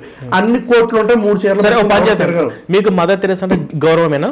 చాలా. ఓకే, ఇప్పుడు ఆమె పరలోకానికి వెళ్తుందా, నరలోకంలో ఉందా, నరకంలో ఉందా? అది డిసైడ్ చేయడానికి నేను దేవుణ్ణి కాదు. మరి మీరెట్లా హిందువులు do not judge, you will be judged అన్నాడు. మరి మీరెట్లా హిందువులు తీర్చడం దేవుడి పని. సరే, మరి అట్లాంటప్పుడు మీరు ఎట్లా హిందువులు నరకానికి వెళ్తారని చెప్పి మీరు కాన్ఫిడెన్స్? దేవుణ్ణి ఒప్పుకోకపోతే నరకానికే పోతారు కదా. మరి ఇప్పుడు మదర్ ఆమె దేవుణ్ణి ఒప్పుకుంది. ఆమె దేవుణ్ణి ఒప్పుకుంది. అలా అని దేవుణ్ణి ఒప్పుకున్నంత మాత్రాన మీ క్రిస్టియానిటీ గురించి ఐడియా ఉంది. ప్రభు అని పిలిచిన ప్రతి వాడు ఎక్కడికి వెళ్ళాడంటే పరలోకానికి వెళ్ళాడు. రైట్, మీరే కదా కంప్లీట్ చేశారు స్టేట్మెంట్. ఇప్పుడు ఆమె క్రిస్టియన్ అయినంత మాత్రాన, దేవుణ్ణి ఒప్పుకున్నంత మాత్రాన, చారిటీ చేసినంత మాత్రాన ఆమె ఖచ్చితంగా పరలోకం వెళ్ళిపోతుందని నేను చెప్పను. నేను ఒక మాట, అవకాశం అయితే ఉంది. అవకాశం ఉంది. పరలోకానికి వెళ్ళే అవకాశం అయితే ఉంది. ఖచ్చితంగా ఉంది. సో అంటే ఇప్పుడు క్యాథలిక్స్ విగ్రహారాధన చేసే వాళ్ళందరూ కూడా పరలోకానికి వెళ్ళొచ్చు. విగ్రహారాధన చేసే వాళ్ళందరూ కూడా పరలోకానికి వెళ్ళొచ్చు. విగ్రహారాధన చేసే వాళ్ళు పరలోకం పోరు. మరి మరి మదర్ తెరెసా చేసింది విగ్రహారాధన కదా. యేసుక్రీస్తు రోమన్ క్యాథలిక్స్ ఏం చెప్తారంటే యేసుక్రీస్తు రక్షకుడు, మరియ సహరక్షకి, కో రిడీమర్. ఇప్పుడు కొత్తగా పోప్ తీసేశాడు, ఓన్లీ యేసుక్రీస్తు మాత్రమే రక్షకుడు. రోమన్ క్యాథలిక్ యొక్క నినాదము అది కూడా తీసేశారు. రైట్, ఇప్పుడు మీరు అన్న మాటకే చెప్తున్నాను. అందుకే నేను చెప్పాను మదర్ తెరెసా ఎక్కడికి వెళ్తుందని డిసైడ్ చేయడానికి నేను దేవుణ్ణి కాను. ఇప్పుడు నేను నాకు ఆన్సర్ వచ్చింది. ఇప్పుడు ఏంటంటే మదర్ తెరెసా క్యాథలిక్స్ ఉన్న వాళ్ళందరూ పరలోకానికి వెళ్తారా నరకలోకానికి వెళ్తారా అని చెప్పేసి పాస్టర్లు డిసైడ్ చేయలేరు. కానీ హిందువులు మాత్రం ఖచ్చితంగా నరకానికి వెళ్తారు అని చెప్పేసి మాత్రం పాస్టర్లు డిసైడ్ చేసి చెప్తారు. అంటే వెళ్ళి చూసి వచ్చినట్టుగా, అంటే వాళ్ళ ఇంటి పక్కనే ఉన్నట్టుగా మీరు నరకానికి వెళ్తారు అని చెప్పేసి ఇంత క్లియర్గా చెప్తారు అనమాట హిందువుల విషయంలో. అదే క్యాథలిక్స్ విషయంలో చెప్పనికి నేనెవరిని చెప్పనికి, నేనెవరు డిసైడ్ చేయడానికి ఇట్లాంటి పదాలు వస్తాయి. రైట్, కర్మ సిద్ధాంతం గురించి మీరు చెప్పారు కదా. ఇప్పుడు ఏదో కర్మ చేశాడని పనిష్మెంట్ వచ్చిందని అన్నారు కదా, మీరు ఎవరో చేయరండి. మీరు పూర్వజన్మ ఇల్లు చూసారా, లేకపోతే వారి ఇంట్లోకి మీరు తొంగు చూసారా, మీరు ఏమన్నా కెమెరాలు పెట్టారా? వినండి బ్రదర్, ఇదంతా కూడా నేను చెప్తున్నా కర్మ సిద్ధాంతం గురించి. భక్తి మార్గము, కర్మ మార్గము, ఇందులోనే భక్తి మార్గము, జ్ఞాన మార్గము. జ్ఞాన మార్గంలోనే మీరు ఎందాక అన్నారు కదా యోగా అన్నారు కదా, దీన్నే రాజయోగ అంటారు. ఆ తర్వాత కర్మ మార్గం. మొత్తం 3 మార్గాలు ఉన్నాయి హిందూయిజంలో. మీరు చెప్పండి ఏ మార్గం నమ్ముకుంటే హిందూయిజంలో మేము పరలోకం వెళ్తాం చెప్పండి. నేను హిందూ మార్గం ఏ మార్గము నమ్మినా మీది ఎంత భక్తులైనా నేను నమ్మే సిద్ధాంతం ప్రకారం ఏంటంటే మీరు పరమ విష్ణు భక్తులు కావచ్చు, పరమ కృష్ణ భక్తులు కావచ్చు, ఏదైనా కావచ్చు, మీరు ధర్మశాస్త్రం ప్రకారము మీరు మీ పాప పుణ్యాలను బట్టి మీరు మంచి చేస్తే ఆ మంచి మీకు తిరిగి మంచి చేస్తుంది, మంచి లోకాలకు తీసుకెళ్తుంది. ఏంటంటే అది మీకు నేను నమ్మే సిద్ధాంతం. అది మీకు కుదరకపోవచ్చు. నేనేం చెప్తున్నాను, మీకు కుదరకపోవచ్చు అంటే నేను అదే ఒక నిమిషాలండి. మీ సిద్ధాంతం అంటే మీరు పెట్టుకున్నారా? సిద్ధాంతం మీరు పెట్టుకున్నారా? మీరు పెట్టుకున్నది కాదు కదా. వినండి జాగ్రత్తగా. 3 మార్గాలు ఉన్నాయి. ఏ మార్గమో నాకు చెప్తే నేను ఇప్పుడే సూటు తీసేసి నేను బొట్టు పెట్టుకుని నేను వస్తాను మీ దగ్గరికి. 3 మార్గాలు ఉన్నాయి. మీరు కర్మ మార్గం మీద మాత్రమే ఫోకస్ చేస్తున్నారు. నేను ఖచ్చితంగా దీని మీద వీడియో రిలీజ్ చేస్తాను. కర్మ మార్గం, కర్మ మార్గం, కర్మ మార్గం. మరి భక్తి మార్గం నమ్ముకున్నవాడు పిచ్చోడా? జ్ఞాన మార్గం యోగా చేసేవాడు పిచ్చోడు అనుకుంటున్నారా? యోగా చేయడానికి గల కారణం ఏంటో తెలుసా మీకు? అసలు యోగా చేస్తే మాకు కోపం తగ్గుతుంది. యోగా చేస్తే మేము మనస్సుని, ఈ యొక్క మైండ్ని, ఈ యొక్క హృదయాన్ని నియంత్రించుకోగలుగుతాం. తద్వారా మేము పరలోకం వెళ్తాం లేదా స్వర్గానికి వెళ్తాం అనేది ఆ పిచ్చి నమ్మకంతో చాలా మంది యోగా చేస్తా ఉన్నారు. అంతేగాని యోగా చేస్తే రోగాలు పోతాయి, యోగా చేస్తే జ్ఞానం వచ్చేసి పారాసిటమాల్ మాకేం వద్దు, ఈ కరోనా మెడిసిన్ మాకేం, ఇదేం కాదండి. మీకు ఫస్ట్ మీరు తెలుసుకోండి భక్తి మార్గం ఉంది. మరి కర్మ మార్గం నమ్మితే భక్తి మార్గం నమ్మేవాడు పెచ్చోడా? జ్ఞాన మార్గం ఉంది, దీన్నే రాజయోగ అంటారు. జ్ఞాన మార్గం నమ్మితే మరి ఈ కర్మ మార్గం నమ్మితే జ్ఞాన మార్గం ఎందుకు? పెచ్చోళ్ళ వాళ్ళందరూ కర్మ మార్గం, కర్మ మార్గం, కర్మ మార్గం. అసలు కర్మ మార్గం ఎందుకు నమ్మాలి? 2 వదిలేసి క్లారిటీ లేదు. No clarity for Hinduism. నేను మీకు మాట్లాడే టైం ఇచ్చారండి. మీ ప్రశ్న కన్నా నా ఆన్సర్ చాలా తక్కువ షార్ట్ లో చెప్పండి. మా సిద్ధాంతం ఏంటంటే మా భగవద్గీతలో నాకు కొంతవరకు నేను చెప్తున్నాను. ఆయన మనిషి ఎలా ఉండాలి, ఎవరితో ఎలా ఉండాలి ఏంటని చెప్పి నేను చెప్పాల్సి చెప్పినాను. మీకు ఇష్టం వచ్చింది పాటించండి అని చెప్పారు. ఇప్పుడు కర్మ సిద్ధాంతం, మీరు చెప్పిన భక్తి సిద్ధాంతం, ఇవన్నీ కూడా ఒకటే లైన్ లోకి వస్తాయి. కర్మ సిద్ధాంతం ఏంటంటే నువ్వు ఏదైనా తప్పు చేసి మాట్లాడితే రాదు, మీకు రాదు. ఇప్పుడు నాకు మాట్లాడే ఛాన్స్ ఉందా లేదా? టైం ఉందా? మీరు తప్పు చెప్తున్నారు, నేను చెప్పాలొద్దా? నేను చెప్తా. మీరు తప్పు చెప్పిన వినలేదా? ఇప్పుడు మీరున్నారు, ఇప్పుడు మీరు పాపాలకు అడిగాయని చెప్పారు, నేను వినలేదా? అది జనాలు డిసైడ్ తప్ప కరెక్ట్ అని చెప్పి బ్రదర్ మీ టైంలో మీరు మాట్లాడతారు, నా టైంలో నేను మాట్లాడతాను. మీరు చెప్పింది తప్పు, నాకు సాటిస్ఫాక్షన్ ఆన్సర్ రావట్లేదు, నా దగ్గర నుంచి కూడా మీకు సాటిస్ఫాక్షన్ ఆన్సర్స్ రావట్లేదు. అది జనాలు డిసైడ్ అవుతారు. జనాలు డిసైడ్. నేను ఏమంటున్నానంటే ఏదైతే ఎవరైనా తప్పులు చేస్తే ఆ తప్పులు చేసినటువంటి వాళ్ళు అది అనుభవించాలి, ఈ జన్మలో అనుభవించాలి, లేకపోతే మళ్ళీ వచ్చే జన్మలో వస్తుంది. పాపం ద్వారా వచ్చేది పాపకర్మాలు, పుణ్యం ద్వారా వచ్చేది పుణ్యకర్మాలు. పాపకర్మలు కావచ్చు, పుణ్యకర్మలు కావచ్చు, ఇది ఏది కూడా శాశ్వతము కాదు. అది కూడా కొంతకాలం వరకు అనుభవించాలి. ఓకేనా? మీరు ఎంత భక్తిపరులైనా, మీరు ఎన్ని దేవుళ్ళు నమ్మినా నమ్మకపోయినా, మీరు నాస్తికులైనా, ప్రపంచంలో ఏ మతానికి చెందిన వాళ్ళైనా, ఏ మతానికి చెందిన వాళ్ళైనా కానీ, ఇంక్లూడింగ్ క్రైస్తవులు కావచ్చు, ముస్లిమ్స్ కావచ్చు, మీరు ఎవరైనా కావచ్చు, మీరు ధర్మశాస్త్రంగా మీరు న్యాయంగా జీవించారా లేదా అనేది మాత్రమే ఆ దేవుడికి ఇంపార్టెంట్. దాని ద్వారానే పరలోకం నరకలోకం అనేది ఉంటుంది. అది ఎవరైనా కానీ. అది నా స్టేట్మెంట్ అయిపోయింది, అది జనాలు డిసైడ్ అవుతారు. నెక్స్ట్ మీ ప్రశ్న ఏందో అడగండి. మీరు చెప్పింది ఎంటైర్లీ రాంగ్ స్టేట్మెంట్ అంటాను. ఎందుకనంటే మానవత్వంతో మంచిగా ఆలోచిస్తున్నా కాబట్టి మార్గము, కర్మ మార్గము, జ్ఞాన మార్గం ఇందులో ఉన్నది మాట్లాడండి. వీటికి అలాంటి సంబంధం లేదు. రైట్, అయిపోయింది, టాపిక్ అయిపోయింది. ఆ తర్వాత ఇప్పుడు మీరు ఏదైతే ఇందాక అడిగారో దానికి నేను ఒక ఆన్సర్ ఇస్తాను. మీరు ఇందాక ఒక చక్కటి క్వశ్చన్ అడిగారు. ఏంటి అని అంటే మా దేవుడిని నమ్మకపోతే నరకం. ఇది తప్పు, కరెక్టా కాదా? ఇది తప్పు అంటారా? మీరు చెప్పాలి, నాకేం తెలుసు. అలా కాదు బ్రదర్, ఇది మీ బుక్ మీద మీరు రాశారు కదా. ఇది యాక్చువల్గా ఇంతకన్నా క్రూరత్వం ఇంకోటి. ఇప్పుడు మీకు నార్త్ కొరియా అధ్యక్షుడు కిమ్ మీద మీకు గౌరవం ఉందా లేదా?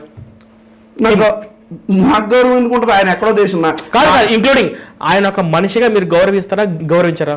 బ్రదర్, నార్త్ కొరియా అధ్యక్షుడి గురించి నేను చెప్తానాగండి. నార్త్ కొరియా అధ్యక్షుడు కిమ్ అనేవాడు ఏం చేస్తాడంటే, తనకు అపోజిషన్ ఎవరు నిలబడకూడదు, ఆ దేశంలో ఉన్న ప్రజలందరూ కూడా ఇష్టమన్నా ఇష్టం లేకపోయినా కిమ్ను మాత్రమే ఆయన ప్రధానమంత్రిగా ఎన్నుకోవాలి. ఆయనకు వ్యతిరేకంగా మాట్లాడినా, వ్యతిరేకంగా మీడియాలోకి ఏదైనా వచ్చినా కూడా వాళ్ళని మొత్తం, వాళ్ళ ఫ్యామిలీని మొత్తము ఎన్కౌంటర్ చేసి చంపేస్తాడు. సో అలాంటి కఠినమైన నియమాలన్నీ ఉంటాయి అక్కడ. ఓన్లీ కిమ్మును మాత్రమే దేవుడిగా భావించాలి. కిమ్ము వాళ్ళ నాన్న, వాళ్ళ తాత అక్కడి నుంచి మాత్రమే వాళ్ళు పుట్టిన డిసెంబర్ 24వ రోజున మాత్రమే వాళ్ళకే పూజించాలి. కిమ్మును మాత్రమే గౌరవించాలి. ఇది కిమ్ము. మీకు ఈ కిమ్ము, ఇది నార్త్ కొరియా దేశంలో జరుగుతున్నటువంటి పరిపాలన. ఈ పరిపాలన మీద మీకు కిమ్ము మీద గౌరవం ఉందా లేదా? మీరు చెప్పండి. మీకు నాకు కావాల్సింది కాదు, మీకు చెప్పండి సార్, మీకు ఎట్లా అనిపిస్తుంది ఈ కిమ్ము గురించి? ఇప్పుడు మీకు చెప్పాను కదా, ఇవన్నీ కరెక్టే. ఈ కిమ్ము గారి మీద మీకు ఉన్నటువంటి గౌరవం ఉందా లేదా? అది పంచోడా కదా, అది తప్పు. అలా చేయకూడదు కదా. Very good. ఇప్పుడు నాకు అర్థమైంది. ఇప్పుడు మీ ప్రశ్న అడగండి. అంతేనా? అయిపోయింది. ఇది ఎవరు చెప్పినా తప్పే. ఎవరు చెప్పిన తప్పే. అతను ఏం చేయాలి? ఎవరితో కూడా అలా చెప్పిన అంతే.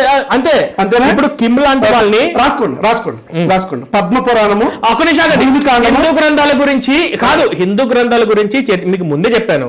హిందుత్వ ఈ గ్రంథాలు ఏవైతే ఉన్నాయో, వీటన్నిటి గురించి ఏవైతే ఉన్నాయో, మీ ప్రశ్నలంటే హిందుత్వం గురించి తెలిసిన వాళ్ళు అడగండి. నేను మిమ్మల్ని అడగట్లేదు, మీ ప్రశ్నకి నేను జవాబు చెప్తున్నాను అంతే. నేను మిమ్మల్ని నాకు బైబిల్ గురించి చెప్పండి.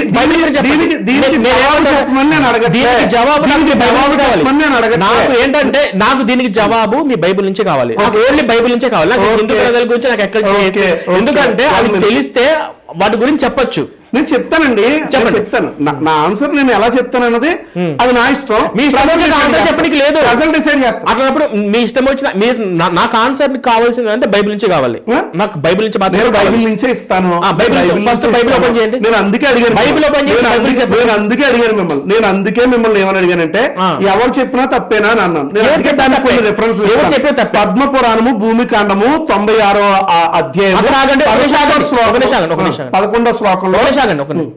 ఇప్పుడు వాళ్ళు ఎవరైనా కావచ్చు, మీరు చెప్పింది ఏదైనా కావచ్చు, హిందుత్వ గ్రంథాల గురించి తెలిసిన వాళ్ళు, పూర్తిగా తెలిసిన వాళ్ళ దగ్గరికి వెళ్ళి కూర్చొని మా శివుని నమ్మపోతే నరకానికి వెళ్తారు అని చెప్పేసి ఎవరైతే మీ దగ్గరకు వచ్చి ఆ గ్రంథాలు తీసుకొచ్చి ప్రచారం చేస్తున్నారో వాళ్ళని మీరు ఈ ప్రశ్న అడగండి. ఎవరైతే మా రాముడు మీ పురాణం మా దగ్గరకు వచ్చింది, అందుకే మిమ్మల్ని అడుగుతున్నాను. ఇప్పుడు నేను 1 మినిట్ ఇప్పుడు పురాణాలు మీకు ఎవరిచ్చారు? భగవద్గీత శ్రీకృష్ణుడు అని ఇందాక మీరు అన్నారు. జస్ట్ మీరు రిపీట్ చేసి, మీరు ఎవరిచ్చారు? మీరు రిపీట్ చేసి చూసుకోండి. నేను ఒక మాట నన్ను చెప్పనివ్వండి, మీరు రిపీట్ చేసి చూసుకోండి. మీరు ఇందాక ఒక మాట అన్నారు, భగవద్గీత శ్రీకృష్ణుడు, 2 పదాలు ఉపయోగించారు. భగవద్గీతలో శ్రీకృష్ణుడు ఏమన్నాడంటే, నన్ను నమ్ముకోండి, నన్ను లేకపోతే నేను చంపుతాననే మాట అన్నారు. మీకు చెప్పలేదే, నేను మీకు చెప్పలేదు. భగవద్గీత శ్రీకృష్ణుడు అన్నాడు, శ్రీకృష్ణుడు ఇలా చెప్పాడు, మాకు ఇలా ధర్మశాస్త్రం ఇచ్చాడు, ఇలా పాటించండి, ఇందులో నేను చెప్పాల్సింది అవతారము.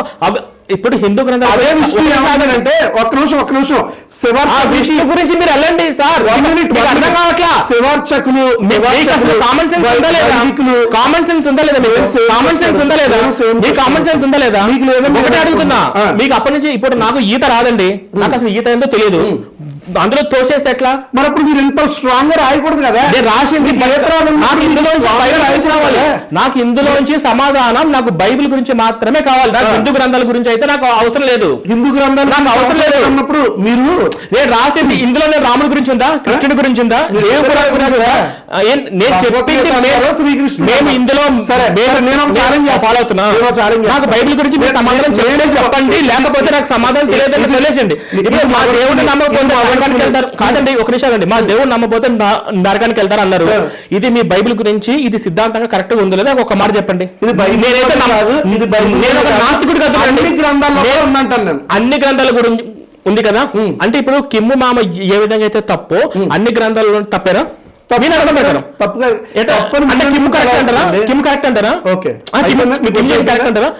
నాకు కావాల్సింది ఏంటంటే క్లియర్ అవుతున్నాను. మీకు మీ ఇంటి దగ్గరికి ఎవరైనా హిందూ గ్రంథాలు తీసుకొని వస్తే, భగవద్గీత పురాణాలు తీసుకొని వస్తే వాళ్ళని మీరు అడగండి, మా శివుని నమ్మపోతే నరకానికి వెళ్తారా అని చెప్పి మీ ఇంటి కాడికి వస్తే వాళ్ళని చెప్పు తీసుకొని కొట్టండి. కొట్టండి, ఎవరు వచ్చినా కొట్టండి. స్టేట్మెంట్ మీరు ఒకప్పుడు ఏమని చెప్పారు తెలుసు? ఏమని చెప్పాను? పాస్టర్లు మీ ఇంటికి వస్తే తరిమి కొట్టండి అన్నారు. నేను ఎందుకు తరిమి కొట్టమన్నాను అంటే నేను చెప్తాను చూడండి. పాస్టర్లు ఇంటికి అడుగు వస్తే నేను ఇప్పటికి కూడా అదే చెప్తాను. ఎందుకు తరిమి కొట్టమంటున్నానంటే వాళ్ళు ఒక ప్రేతాత్మను ప్రచారం చేస్తున్నారు. వాళ్ళు ఏంటంటే అర్ధాంతరంగా చనిపోయినటువంటి ఒక వ్యక్తి ఎవరైతే ఉన్నారో, ఆయన కోరికలు తీరకుండా చనిపోయిన వ్యక్తి ఎవరైతే ఉన్నారో ఆయన ఆత్మ ప్రేతాత్మను ప్రచారం, దుష్టశక్తి ప్రచారం చేస్తున్నారు. ఇప్పుడు అది ఇంటికి తీసుకొని వచ్చి ఇంట్లో ప్రార్థనలు చేయడం వల్ల ఆ దుష్టశక్తి ఇంట్లోకి వస్తుంది. కాబట్టి ఇట్లాంటి దుష్టశక్తులు ప్రచారం చేసే వాళ్ళు ఎవరైతే ఉన్నారో వాళ్ళు తరిమి కొట్టండి అని చెప్పి చెప్పాను. అయిపోయింది. క్లియర్. చనిపోయిన ప్రచారం చేస్తే అది ప్రేతాత్మ. అంతే కదా. అంటే అర్ధాంతరంగా కోరికలు తీరక చనిపోతే కాదు, చనిపోయినాడు కాదు, మనుషులందరూ చనిపోతారు. చనిపోయిన వాళ్ళలో కోరికలు తీరకుండా అర్ధాంతరంగా చనిపోయిన వ్యక్తి గురించి ప్రచారం చేసి అలాంటి దుష్టశక్తి వాళ్ళు మరి ఎవరు ప్రచారం చేస్తున్నా తెలియదు. వాళ్ళు ఎవరు ప్రచారం చేస్తారో వాళ్ళు మాకు తెలియదు. మీరు దమ్ము లేనప్పుడు మాట్లాడకూడదు. ఆ మాటలు మీరు యేసుక్రీస్తుని ఉద్దేశించి మాట్లాడారు. నేను ఇలా ఎందుకు మాట్లాడానో మీకు తెలుసు. నేను మీ దగ్గర మాత్రం ఇలా ఎందుకు మాట్లాడుతున్నానో మీకు తెలుసు. మీకు తెలుసా? మీకు తెలియదా? నేను ఇలా ఎందుకు మాట్లాడుతున్నాను చెప్పండి. నేను ఇలా ఎందుకు మాట్లాడుతున్నాను?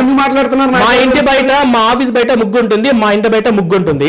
మా ముగ్గు గురించి మీరు ఒక ప్రస్తావన తీసుకొచ్చారు కాబట్టి మా ఇంటి బయట ముగ్గు ఉంది, మేము పెట్టుకుంటాం. మా ఇంటి బయట ముగ్గు పెట్టుకోవడానికి అందులో బియ్యపు పిండి, అది కొన్ని కోట్ల సూక్ష్మ జీవులకు అది ఆహారం అవుతుంది, మాకు అలంకరణ ఉంటుంది. ఎక్కడ రాస్తుంది అలాగా? మీరు స్టేట్మెంట్ భూతత్వం పెట్టుకొని చూడండి సార్. మీకు స్టేట్మెంట్ భూతత్వం పెట్టుకొని చూడండి. ఎక్కడ లేదు, మీకు నాకు తెలిసి ఎక్కడ లేదు. మీరు ఏదో దిక్మాన్ ఫిలాసఫీ తెచ్చి అది ఇది ఇలాగా అది అలాగా సైన్స్ సైన్స్ ఏంటండి? గార్డుగుడ్డు సైన్స్ మీ గ్రంథాల్లో ఉన్నది, మీ బైబిల్లో ఉన్నది గార్డుగుడ్డు గ్రంథాల్లో కానీ మీరు ఎక్కడో తీసుకొచ్చి ఫిలాసఫీ చెప్తానంటే నేను కూడా ఏదో ఫిలాసఫీ చెప్పి నేను కూడా చెప్తాను. సరే, కమింగ్ టు ది పాయింట్ ఏంటంటే చచ్చినోడు వాడి కోరికలు తీరకపోతే శవము. ఒక వ్యక్తి దిక్కుమాల శవం చస్తే పాలుకి బాణం తగిలి 7 రోజులు దిక్కుమాల శవంలో పడితే అర్జునుడు 7వ రోజు తగలబెట్టాడు. ఆయన ఎవరో నేను చెప్పక్కర్లే. అర్థమైందా? శవారాధన గురించి మీరు మాట్లాడారు అనుకో, నేను ఎందుకంటే శ్రీకృష్ణుడు 7 రోజులు చచ్చి ఎందుకంటే నేనంటే మీరు ఎలా ఫీల్ అవుతారు? అలాగే యేసుక్రీస్తు గురించి మరి దిక్కుమాల చావు వచ్చింది కదా, వచ్చాడు కదా. దిక్కుమాల చావు 7 రోజులు, కృష్ణుడు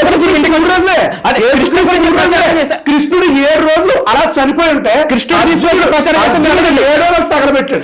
కృష్ణుడు తీసుకొని వచ్చి ప్రచారం చేస్తే మీరు కొట్టండి. వాళ్ళు మీరు కృష్ణుడు తీసుకొని వచ్చి మీ ఇంటికి వచ్చి ప్రచారం చేస్తే కొట్టండి. మీకు ఒక విషయం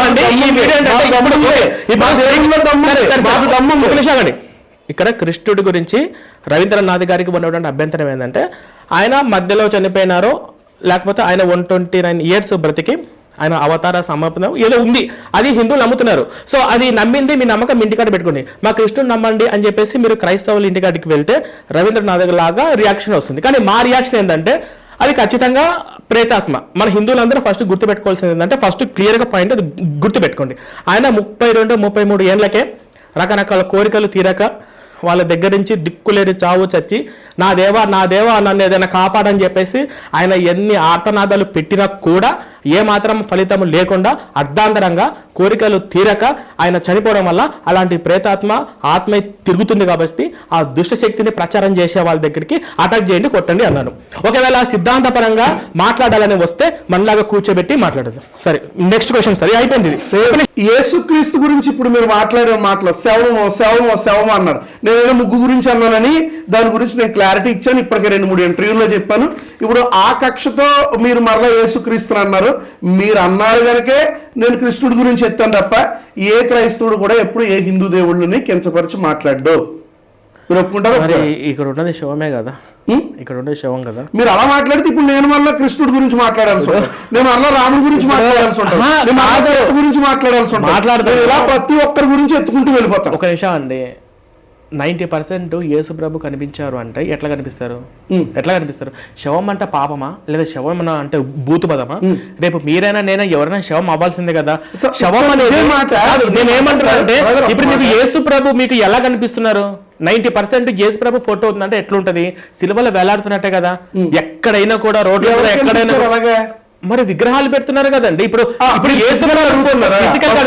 ఫిజికల్ గా యేసు ప్రభు ఎలా ఉంటారు? ఎలా ఉంటారు? 90%. బ్రదర్ ఒక మాట, 90% ఎలా ఉంటారు? ఎక్కువ శాతం సిల్వలో ఇప్పుడు ఏ చర్చికి వెళ్ళినా కూడా సిల్వలో వేలాడుతున్నటువంటి మీరు పూజించకపోయినా మీరు అలా పెట్టుకుంటారు కదా. సో ఇలా పెట్టుకోవడానికి శవం, అది అక్కడ వేలాడుతున్న శవమా కాదా? శవమా కాదా? శవాన్ని శవం అంటే తప్పేముంది? ఇప్పుడు శవం అంటే భూత పదం కాదు కదా. శవం అంటే భూత పదమా? మీరైనా నేను ఎవరైనా లాస్ట్ కి శవం అవ్వాల్సిందే కదా. సారీ, అంతిమ తీర్పు కదా. Sorry to speak like this, కానీ టైం వచ్చింది కాబట్టి ఒక ప్రశ్న అడుగుతాను. ఓకే, మిమ్మల్ని చాలా మంది బాడీ షేవింగ్ చేసినప్పుడు మీరు చాలా ఫీల్ అయిపోయారు, చాలా ఫీల్ అయ్యి హర్ట్ అయ్యారు. పర్సనల్ గా నాతో కూడా బ్రదర్ ఇలా అనడం కరెక్టేనా అని అడిగారు. నాతో గుర్తుందా మీకు? మీరు వాళ్ళకి విచక్షణ లేదు కాబట్టి బాడీ షేమింగ్ చేశారని అనుకోండి. సేమ్ ఇదే రీతిగా విచక్షణ లేనాడే యేసుక్రీస్తుని శవం అంటాడు. తప్పండి. ఇప్పుడు శవాన్ని అన్నారో ఆ పదాన్ని ఇప్పుడు ఒకదానికి కూడా ఇష్టపడట్లేదు. ఎందుకంటే నన్ను పందిలాగా ఉన్నారు అనుకోనండి, నేను ప్రవీణ్ అనే వ్యక్తి లావుగా ఉన్నాడు అని అన్నారనండి, తప్పలేదు. నేను నిజంగా లావు ఉన్నా, నేను వెయిట్ పర్సన్. పందిలాగా ఉన్నారని అనుకోండి, మీ ఇష్టం. అది బాడీ ఏదైనా కానీ అట్లాగే తప్పు కాదండి సార్, అది తప్పే. నేను ఇక్కడ యేసు ప్రభు కాదు, నేను యేసు ప్రభుని బాడీ షేమింగ్ చేయలేదండి. ఫస్ట్ బాడీ షేమింగ్ చేస్తే మీరు అంటే భయంకరంగా మాట్లాడారు మీరు. సరే చూడండి, నేను ఒక్కటే మాట చెప్తాను, బాడీ షేమింగ్ అయితే నేను చేయలేదు. మనం చెప్పిన మనం ఏదైనా ఇప్పుడు యేసు ప్రభు అక్కడ వేలాడుతున్నాడు కదా, అది శవం కదండి అన్నాను, అంతే. ఉన్నట్టు చెప్పిన. ఇప్పుడు ఒక ఆయన ఉన్నాడు, ఇక్కడ సిలువ ఉంది, సిలువలో యేసు ప్రభు వేలాడుతున్నారు. దీని గురించి ఫస్ట్ మాట్లాడారు. అంటే ఇక్కడ ఉన్నది యేసు ప్రభు శవమా కాదా? అది పోనీ ఇప్పుడు యేసు ప్రభు ఫోటో ఇటు మామూలుగా ఉందనుకోండి చేతులతోటి, ఇది యేసు ప్రభు ఫోటో అంటాను. అది సిల్వలో ఉందనుకోండి, ఇది యేసు ప్రభు మరించిన శవం ఫోటో. ఇంకా చాలా ఎక్కువ మాట్లాడగలను, ఎందుకంటే ఒక అంగం లేదనుకోండి, ఆయన్ని ఏమంటారో బయట సొసైటీలో ఆ మాట కూడా నేను ఉపయోగించగలను. కానీ ఇది ఇంకా దూరం వెళ్ళిపోవడం నాకు ఇష్టం లేదు. సో ఇక్కడ ఈ టాపిక్ ఆపారు. మీరు జ్ఞానం గురించి మాట్లాడుతూ అదే కింద లైన్ లో ఏమన్నారంటే కనుక ఈ బైబిల్ నమ్ముకున్న వారికి జ్ఞానం ఉండదు అనేటువంటి పదం ఉపయోగించారు. ఆ పదం గురించి మీరు ప్రీవియస్ ఇంటర్వ్యూలో చెప్పారు. ఈ మాట అన్నారా లేదా? బైబిల్ ఉన్నవాడు విచక్షణ కోల్పోతాడు. కాదండి, బైబిల్ ఉన్నవాడు జ్ఞానం కోల్పోతాడు. ప్రీవియస్ ఇంటర్వ్యూ గురించి నేను ఈ బుక్ లోనే ఆ పదం రాయలేదా? ఈ బుక్ లో రాశారు, మీరు ఆ పదం రాశారు. బైబిల్ ఉన్నవాడు విచక్షణ కోల్పోతాడు అనే పదం మీరు అంటే బైబిల్ ఫాలో అయ్యే వాళ్ళకి వివేకము, జ్ఞానము, సంస్కృతి, బంధుత్వం, మనశాంతి, ధనం, దాని గురించి మాట్లాడొచ్చా? దాని గురించి మాట్లాడండి. ఒకవేళ మీరు ఇచ్చిన స్టేట్మెంట్ నేను చెప్తున్నాను, మీరు ఏమన్నారంటే కనుక ఒకవేళ ఇన్ కేస్ ఆల్బర్ట్ ఐన్స్టీనే వచ్చి బైబిల్ తప్పు అంటే నువ్వే తప్పుడు మనుషులు అంటారు, మీకు క్రైస్తవ్యంలో అనే పదం మీరు ఉపయోగించారు. అంటే నేను నా భాషలో ఇప్పుడు ఆయన బైబిల్ బిలీవర్ నేను చెప్పలా, కావచ్చు అవ్వకపోవచ్చు, జనరల్ గా ప్రపంచ మేధావి కాబట్టి ఎగ్జాంపుల్ జనరల్ గా మీరు చెప్పారు. ఇప్పుడు స్టీఫెన్ హాకింగ్ శాస్త్రవేత్త దేవుడు నమ్మడు కదా, బైబిల్ నమ్మడు కదా. ఇప్పుడు ఆయన మీ దృష్టిలో ఎవరు జ్ఞానవంతుడా అజ్ఞానవంతుడా? దేవుని విషయానికి వస్తే ఆయన ఖచ్చితంగా అజ్ఞానవంతుడు. అదే నేను అదే రాశాను ఎగ్జాంపుల్, కాదనట్లేదు కదా. రైట్. ఇప్పుడు హైయెస్ట్ ఐక్యూ ఉన్న సౌత్ కొరియన్ వ్యక్తి యాంగ్ హూన్ కిమ్, అతని పేరు విన్నారా? పేరు ఎప్పుడన్నా? ఎవరండి? యాంగ్ హూన్ కిమ్ అనేటువంటి ప్రపంచంలోనే హైయెస్ట్ రికార్డెడ్ ఐక్యూ ఉన్నటువంటి వ్యక్తి, ఇంటలెక్చువల్ కోఎఫిషియంట్ అంటారు కదా, 276 ఐక్యూ ఉంది. ఆయన ఏమన్నారు తెలుసా? Jesus Christ is God, Jesus Christ is real God, ఆయన నిజమైన దేవుడు అన్నాడు. కాబట్టి యేసుక్రీస్తుని నమ్మిన వారికి వివేకం ఉండదంటే, ఒకవేళ అతనికి వివేకం లేదంటే, యాంగ్ హూన్ కిమ్కి వివేకం లేదంటే, మీరు నేను అతని జ్ఞానం ముందు ఏ పాటి వారము కాము. చూడండి, యేసుక్రీస్తుని నమ్మినా నమ్మకపోయినా ఈ లోక జ్ఞానం ఉండొచ్చు, కానీ దేవుణ్ణి ఎరగకపోతే ఎంత జ్ఞానం ఉన్నా అది వ్యర్థం అనేది క్రైస్తువులుగా మేము మాట్లాడతాం. అంతేగాని అతను పొందుకున్న ఈ లోక సంబంధమైన సైన్స్ కి సంబంధించినదో, మ్యాథ్స్ కి సంబంధించిందో, సోషియాలజీకి సంబంధించిందో, ఫిలసాఫికల్ థాట్ కి సంబంధించిందో ఇలాంటి జ్ఞానం వ్యర్థమని మేము చెప్పు. ఇవన్నీ నీ దగ్గర ఉన్నా, ఫర్ ఎగ్జాంపుల్ ఒక గొప్ప ఫిలాసఫీ లెక్చరర్ ఉన్నాడు, ఒక గొప్ప సైంటిస్ట్ ఒక ఆయన ఉన్నాడు, దేవుడు లేడంటే అతను బ్రతికే వ్యర్థం అనేది మా యొక్క ప్రాముఖ్యమైన ఉద్దేశం. ఓకే, ఇప్పుడు మనం స్టీఫెన్ చిన్న సందేహం అయిపోయింది, మీ ప్రశ్న అయిపోయింది. లేదు, చిన్న సందేహం. ఇప్పుడు మీరేమంటారు? ఒకవేళ ఒక వ్యక్తి చాలా జ్ఞానవంతుడు, సైన్స్ బాగా ఎరిగినవాడు, అతడు ఒకవేళ మీరు అనుకున్న ప్రకారం మీ హిందూ దేవుళ్ళనే నమ్మలేదు అనుకోండి, ఇప్పుడు అతను పరలోకం వెళ్తాడంటారా, నరకం పోతాడంటారు? ఎవరు ఆ వ్యక్తి? ఎవరైనా దేవుళ్ళు ఉన్నా దేవుళ్ళు లేకపోయినా చెప్పినా, వాళ్ళు హిందువైనా ముస్లిం క్రిస్టియన్ ఎవరైనా కానీ, మా నమ్మకం ప్రకారం ఏంటంటే అతను చేసుకున్న పాప పుణ్యాలను బట్టి తప్ప, అతను దేవుడు నమ్మనేవాడు నాస్తికుడైనా కానీ అతను చేసుకున్న పాప పుణ్యాలను బట్టే అతనికి స్వర్గమో నరకమో డిసైడ్ అయి ఉంటుంది. నాకు చిన్న టైం ఇస్తారు, చెప్పండి. మీరు ఇది పైన ప్రశ్న మిస్ అవుతుంది. నేనేమంటున్నా అంటే, ఇందాక మీరు చెప్పిన వ్యక్తి పేరు ఏంటండి? Yang Hoon Kim. Yang Hoon Kim. Yan Hoon Kim. సరే, అది ఎవరైనా కానీ, ఇప్పుడు స్టీఫెన్ హాకింగ్ శాస్త్రవేత్తకు ఉన్న నాలెడ్జ్ ముందు మనం ఎంత? మీరెంత? చాలా తక్కువ. మీరు అజ్ఞానం అన్నారు కదా ఇప్పుడే, మీరు ఆయన అజ్ఞానం అన్నారు. దేవుని జ్ఞానం విషయంలో అజ్ఞాని అన్నాను. ఆయన కూడా ఇప్పుడు నేనేమంటానంటే, ఆయన కూడా శాస్త్రీయ పరంగా కావచ్చు ఆయన అజ్ఞాని అంట. నేను అడిగింది ఆయనకి ఎంత ఐక్యూ లెవెల్ ఉన్నా కానీ, మీరు చెప్పిన ఆ కిమ్ అని అతని పేరేంటో తెలియదు. ఇంకా నార్త్ కొరియా అధ్యక్షుడు కిమ్కు కొంచెం దగ్గరలో ఉన్నాడు పేరు. ఈ కిమ్ మీరు ఎవరితో చెప్పారు, ఆయనకి ఎంత ఐక్యూ లెవెల్ ఉండనివ్వండి, ఆయనకు శాస్త్రీయ పరంగా సైన్స్ పరంగా అజ్ఞాని అంట. ఆన్సర్ వచ్చేసింది. నెక్స్ట్ అయిపోయింది. ఆన్సర్ అవ్వలేదు, ఇంకా ఆన్సర్ కాలేదు. ఇంకా మీరు ఇప్పుడు ఏమంటారు? అల్టిమేట్ గా ఇప్పుడు ఒక పెద్ద శాస్త్రవేత్త ఉన్నాడు, అతడు నాస్తికుడు, అతడు దేవుణ్ణి నమ్మడు, కానీ చక్కటి జ్ఞానవంతుడు. ఎక్కడికి వెళ్తాడు? స్వర్గమా నరకమా? మేము అదే చెప్పా ఇందాక. అతను జ్ఞానవంతుడు అవ్వచ్చు, జ్ఞానవంతుడు అవ్వకపోవచ్చు, దేవుని నమ్మచ్చు, దేవుని నమ్మకపోవచ్చు. అతను హిందూ కావచ్చు, ముస్లిం కావచ్చు, క్రిస్టియన్ కావచ్చు, ప్రపంచానికి చెందిన ఏ మతానికి చెందినవాడైనా, ఏ మతానికి చెందినవాడైనా అవ్వచ్చు.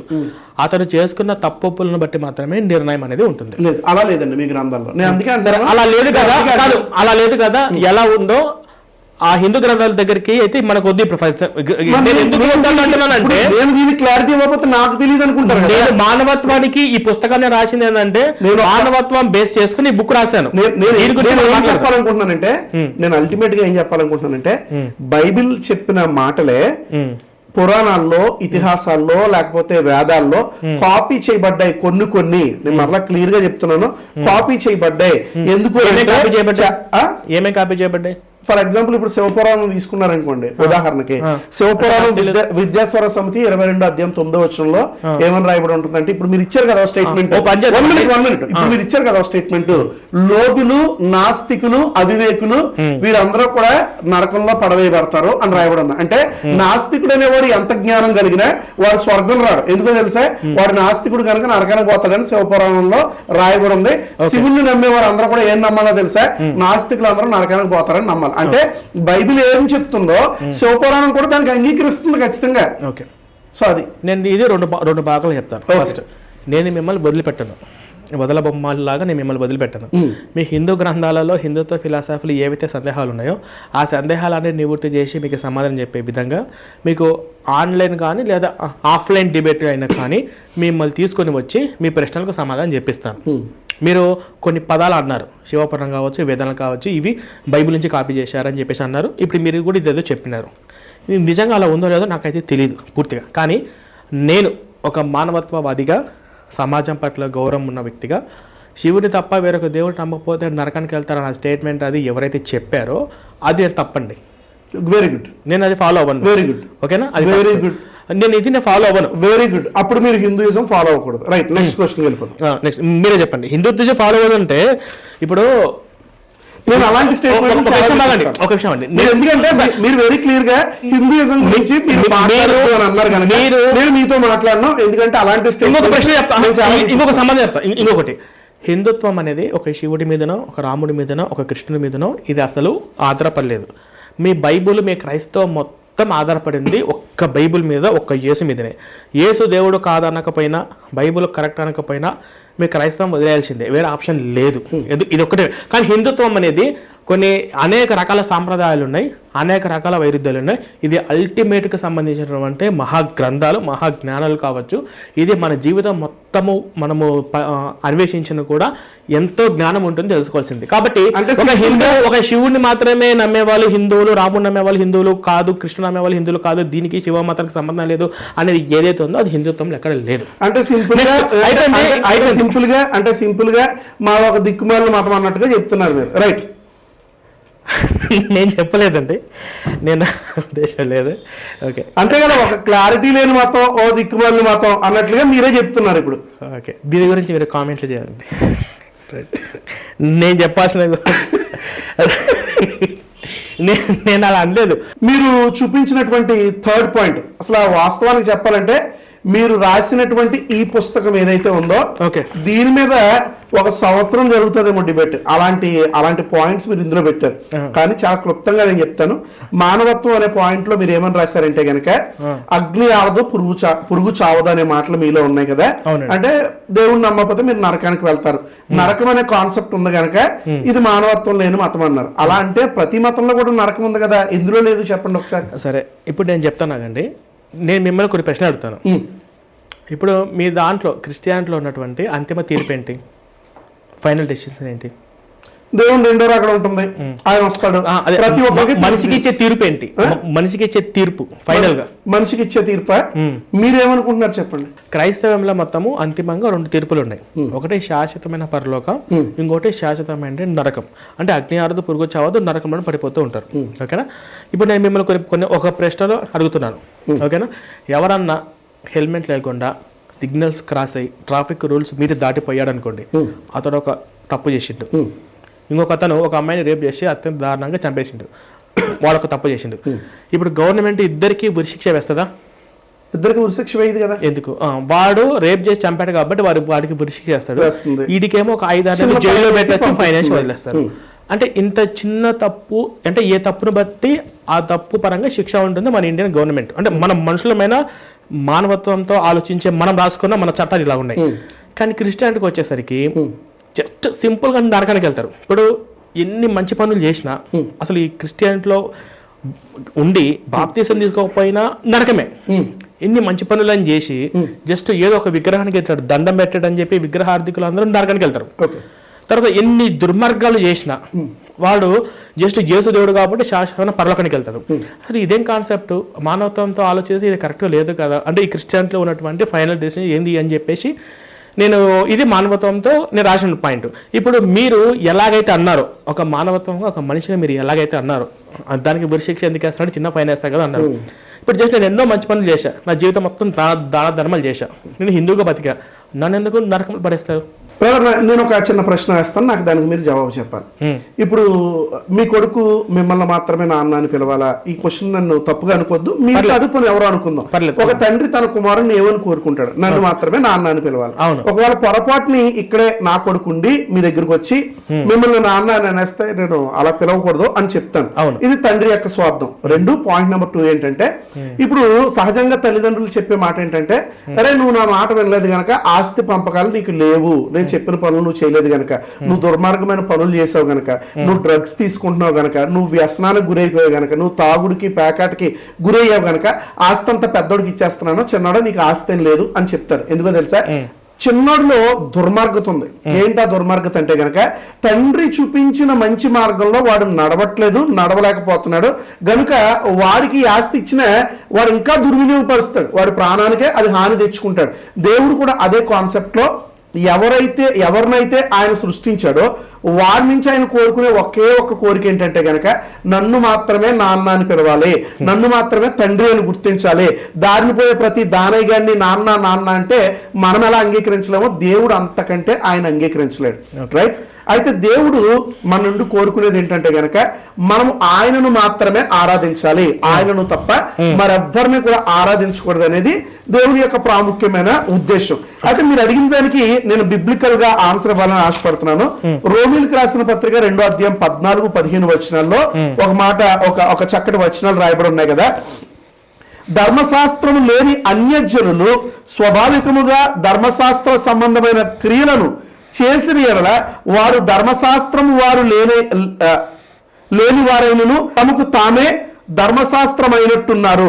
అటు వారి మనస్సాక్షి కూడా సాక్ష్యమిచ్చుచుండగను వారి తలంపులు ఒకదాని మీద ఒకటి తప్పు మోపుచు లేక తప్పు లేదని చెప్పుచుండను. ధర్మశాస్త్రానుసారము తమ హృదయములు యందు దేవుడు నా సువార్త ప్రకారము యేసుక్రీస్తు ద్వారా మనుషుల రహస్యము విమర్శించు దినము ఇలాగా జరుగును. ఇక్కడ దేవుడు ఏం చెప్తున్నాడంటే, బ్రదర్ మీకు ధర్మశాస్త్రం గురించి తెలుసు, మోషే ధర్మశాస్త్రం లేని వారు కూడా ఉంటారు. అంటే యేసుక్రీస్తుని ఈ యొక్క భాషలో మనం చెప్పాలంటే కనుక ధర్మశాస్త్రం అంటే యేసుక్రీస్తుని అంగీకరించిన వారు అనుకుందాం, ధర్మశాస్త్రం లేని వారంటే అంగీకరించిన వారు అనుకుందాం. ఇక్కడ పౌలు ఏమంటున్నాడంటే ధర్మశాస్త్రం ఉన్నవాడికి నా తీర్పు, మరి మంచి పనులు చేసినాడు ఏంటి పరిస్థితి అని మీరు అడిగారు కదా ఇందాక. మంచి పనులు చేసినాడు పరిస్థితి ఏంటి? వాడు అన్ని మంచి పనులు చేసినా కేవలం దేవుని డాడీ అని పిలవలేదని నరకానికి వేస్తాడా? ఆయన అంటున్నాడు కదా, ధర్మశాస్త్రం లేకపోయినా నువ్వు నీతిమంతుడు గనక నీ నీతిని బట్టి నీ మనస్సాక్షి నీకు ఏం చెప్తుంది? నీ మనస్సాక్షి నీకు తీర్పును చెప్తా ఉంది. ఏమని? ప్రవీణ్ నువ్వు పలానా చోట తప్పు చేసావు, పలానా చోట పాపం చేసావు, ప్రవీణ్ నువ్వు పలానా చోట మంచి పని చేసావు, పుణ్యం చేసావు మీ భాషలో చెప్పాలంటే, కాబట్టి నువ్వు నరకానికి వెళ్తావు. ఈ పనులు నువ్వు మంచిగా చేసావు కనుక దేవుడు తెలియకపోయినా నువ్వు పరలోకం వస్తావు అనేటువంటి మాటలు ఇక్కడ అపోస్తలుడైన పౌలు చాలా స్పష్టంగా సంఘముతో రోమిలకు రాసిన పత్రికలో ఆయన మాట్లాడుతున్నాడు. అంటే దీన్ని బట్టి ఏం చెప్తున్నాడు అంటే దేవుడు, ధర్మశాస్త్రం ఉన్నవాడికి ధర్మశాస్త్ర సంబంధమైన తీర్పు ఉంటుంది, ధర్మశాస్త్రం లేని వాడికి వాడిని కేవలం అరే నువ్వు దేవుణ్ణి నమ్ముకోలేదు కదా అందుకు నువ్వు నరకానికి వెళ్ళిపో అనడంట. ఆయన ఏమంటాడంటే నువ్వు అక్కడే నుంచో నీకు ధర్మశాస్త్రం లేకపోయినా, యేసుక్రీస్తుని అంగీకరించకపోయినా, నువ్వు బాప్తిస్మం తీసుకోకపోయినా, రక్షించబడకపోయినా నీకు నేను తీర్పు తీరుస్తానంటాడంట ఆయన. రైట్. ఇప్పుడు నేను మీకు సమాధానం చెప్తానండి. రైట్. ఫస్ట్ మీరు చెప్పిన దాంట్లో నేను ఏకీభవిస్తాను ఒక భాగంలో. ఇంకోటి ఏంటంటే, ఇప్పుడు నా కొడుకు నన్ను కాకుండా వేరే వాళ్ళని డాడీ అని చెప్పి పిలిచాడు అనుకో పొరపాటుగా, నేను దానికి కొట్టి నరికి అగ్నియారని పురుగు చావని నరకంలో పడేను. ఏదో పొరపాటుగా అటు అన్నాడు అనుకో, సరి చేస్తా. తర్వాత అతను నాకు పుట్టాడని చెప్పేసి నాకు క్లారిటీ ఉంది. నీ కొడుకు ఎన్ని మార్లు చెప్పినా ఊరోళ్ళందరినీ డాడీ అని పిలుస్తూ 20-30 సంవత్సరాలు వచ్చిన ఊరోళ్ళందరినీ డాడీ అని పిలిస్తే అప్పుడు ఏం చేస్తారు? అప్పుడు కూడా కొట్టరా? అప్పుడు కూడా కొట్టి నేను నరకంలో పడేను. వాడు పిచ్చోడని వదిలేస్తాను అడుగుతున్నాను. అప్పుడు కూడా మీరు కొట్టరా? వాడు పిచ్చోడని వదిలేస్తా. అప్పుడు కూడా మీరు కొట్టరా? వాడు ఎవరిని పడితే వాళ్ళ డాడీని పిలుస్తున్నాడు పిచ్చోడు అని చెప్పి నేను వదిలేస్తా. అంతేగాని కొట్టాను. పనిష్మెంట్ ఏమి ఇవ్వరు. పనిష్మెంట్ మనిషికి ఇస్తా. వినండి, పనిష్మెంట్ నేను అదే చెప్తున్నా. అరే ఏం రేడు పిచ్చోడు అయిపోతున్నాడని చెప్పి ఒక దెబ్బ కొడతా, 2 దెబ్బలు కొడతా, మరి అందరు డాడీని పిలుచుకుంటా పోతారు అనుకో. ఆ తర్వాత బాగా ఏం చేస్తారు? ప్రవీణ్ ఏం చేస్తారు? నేను వాడిని కొట్టి చంపరు, పిచ్చోడు అని చెప్పి వదిలేస్తా. దగ్గర తీసుకుంటా, మళ్ళీ ఒక దెబ్బ కొట్టి మళ్ళీ ఏం చేస్తారు? వాడికి నేను నాన్నని తెలియకపోయినా నాకు తెలుసుగా వాడు నా కొడుకని నేను దగ్గరికి తీసుకుంటా. వాడు ఎంతమందిని ఏ విధంగా పిలిచినా కూడా చెప్పవలసిన రీతిలో చెప్తా, అర్థమైన రీతిలో చెప్తా. అర్థం కాలేదని వాడు పిచ్చోడు అనుకుంటా. వాడు మెంటల్, మా మధ్య స్థిమితం లేదు. ఇంట్లో ఒక మూల బయటకు తీసుకుపోని కూడా ఇంట్లో కట్టేసి పెడతా. నాకు మొత్తం పూర్తిగా అవనివ్వండి. ఫస్ట్ మీ లాజిక్ నా లాజిక్ డిఫరెంట్ గా ఉంది, అర్థం. అంతేగాని మీ దేవుడు ఏం చేస్తున్నాడు అంటే, మీరు ఫైనల్ ఏమంటారు, నన్ను కాకుండా వేరే వాళ్ళు దేవుడిగా పిలుస్తున్నారు అన్న కారణంతో అగ్ని యారని పురుగుచాని శాశ్వతంగా నరకంలో పడేసేంత క్రూరమైనటువంటి పనులు నేను కొడుకు విషయంలో చెయ్యను. చెప్పండి. నేను ఒక ప్రశ్న అడుగుతాను, మీరు అఫెండ్ కావాల్సిన అవసరం లేదు. మీరు ఆల్రెడీ ప్రశ్న అడిగారండి, నేను సమాధానం చెప్పారు కనుక ఇది కూడా మీరు జెన్యూన్ గా చెప్పండి. బైబిల్ మొదటి నుంచి పూర్తి వరకు మీరు చదివారా? నేను చదివాను. ఎన్నిసార్లు కంప్లీట్ చేశారు? నేను 2-3 సార్లు చదివాను. పాస్టర్లతో డిబేట్లు ఉందంటే ఒక 2 సార్లు మీరు ఎన్నిసార్లు చదివారు? కంప్లీట్. ఇప్పుడు మీరు ఇందాక ఒక ప్రశ్న అడిగారు, రోమియోలకు పత్రిక తీసుకొని నాకు రిఫరెన్స్. నేను అడిగింది మీరు చెప్పండి, మీరు బైబిల్ కంప్లీట్ చదివారా? బైబిల్ చదివాను, కంప్లీట్ పూర్తి చేశాను. కంప్లీట్గా పూర్తి చేశాను. ఎన్నిసార్లు చదివారు? ఎన్నిసార్లు అంటే 2-3 సార్లు చదివాను. పాస్టర్లతో డిబేట్ ఉందంటే నేను చదివాను కాబట్టి నేను పుస్తకాలు రాశాను, ఎక్స్క్రిప్షన్ బుక్లెట్లు ఇవన్నీ కూడా దీనికి పూర్తిగా పరిశీలించి నేను రాశాను. మీరు పూర్తిగా పరిశీలించలేదు, ఎందుకంటే 1 minute నేను మీరు పూర్తిగా పరిశీలించలేదు, అందుకే మీరు అందులో ఉన్నారంట. ఇప్పుడు ఇది కాదు కాంట్రవర్సీ. ఒక నిమిషం ఆగండి, లిజన్. అంటే మనం మాటలను బట్టి మనం చెప్పొచ్చు. ఎందుకంటే బైబిల్లో ప్రకటన గ్రంథంలో ఏం రాయబడిందో మీకు ఉంది. అగ్ని ఆరదు, పురుగు చాలు, శాశ్వత కాలం నరకంలో పడేస్తామని చెప్పి ప్రకటన గ్రంథం అది ఒకటే మీకు సార్. ఇప్పుడు మీ తర్వాత ఏముందో చెప్తారు ఒకసారి, మీరు చెప్పండి. తర్వాత మీరు చెప్పండి.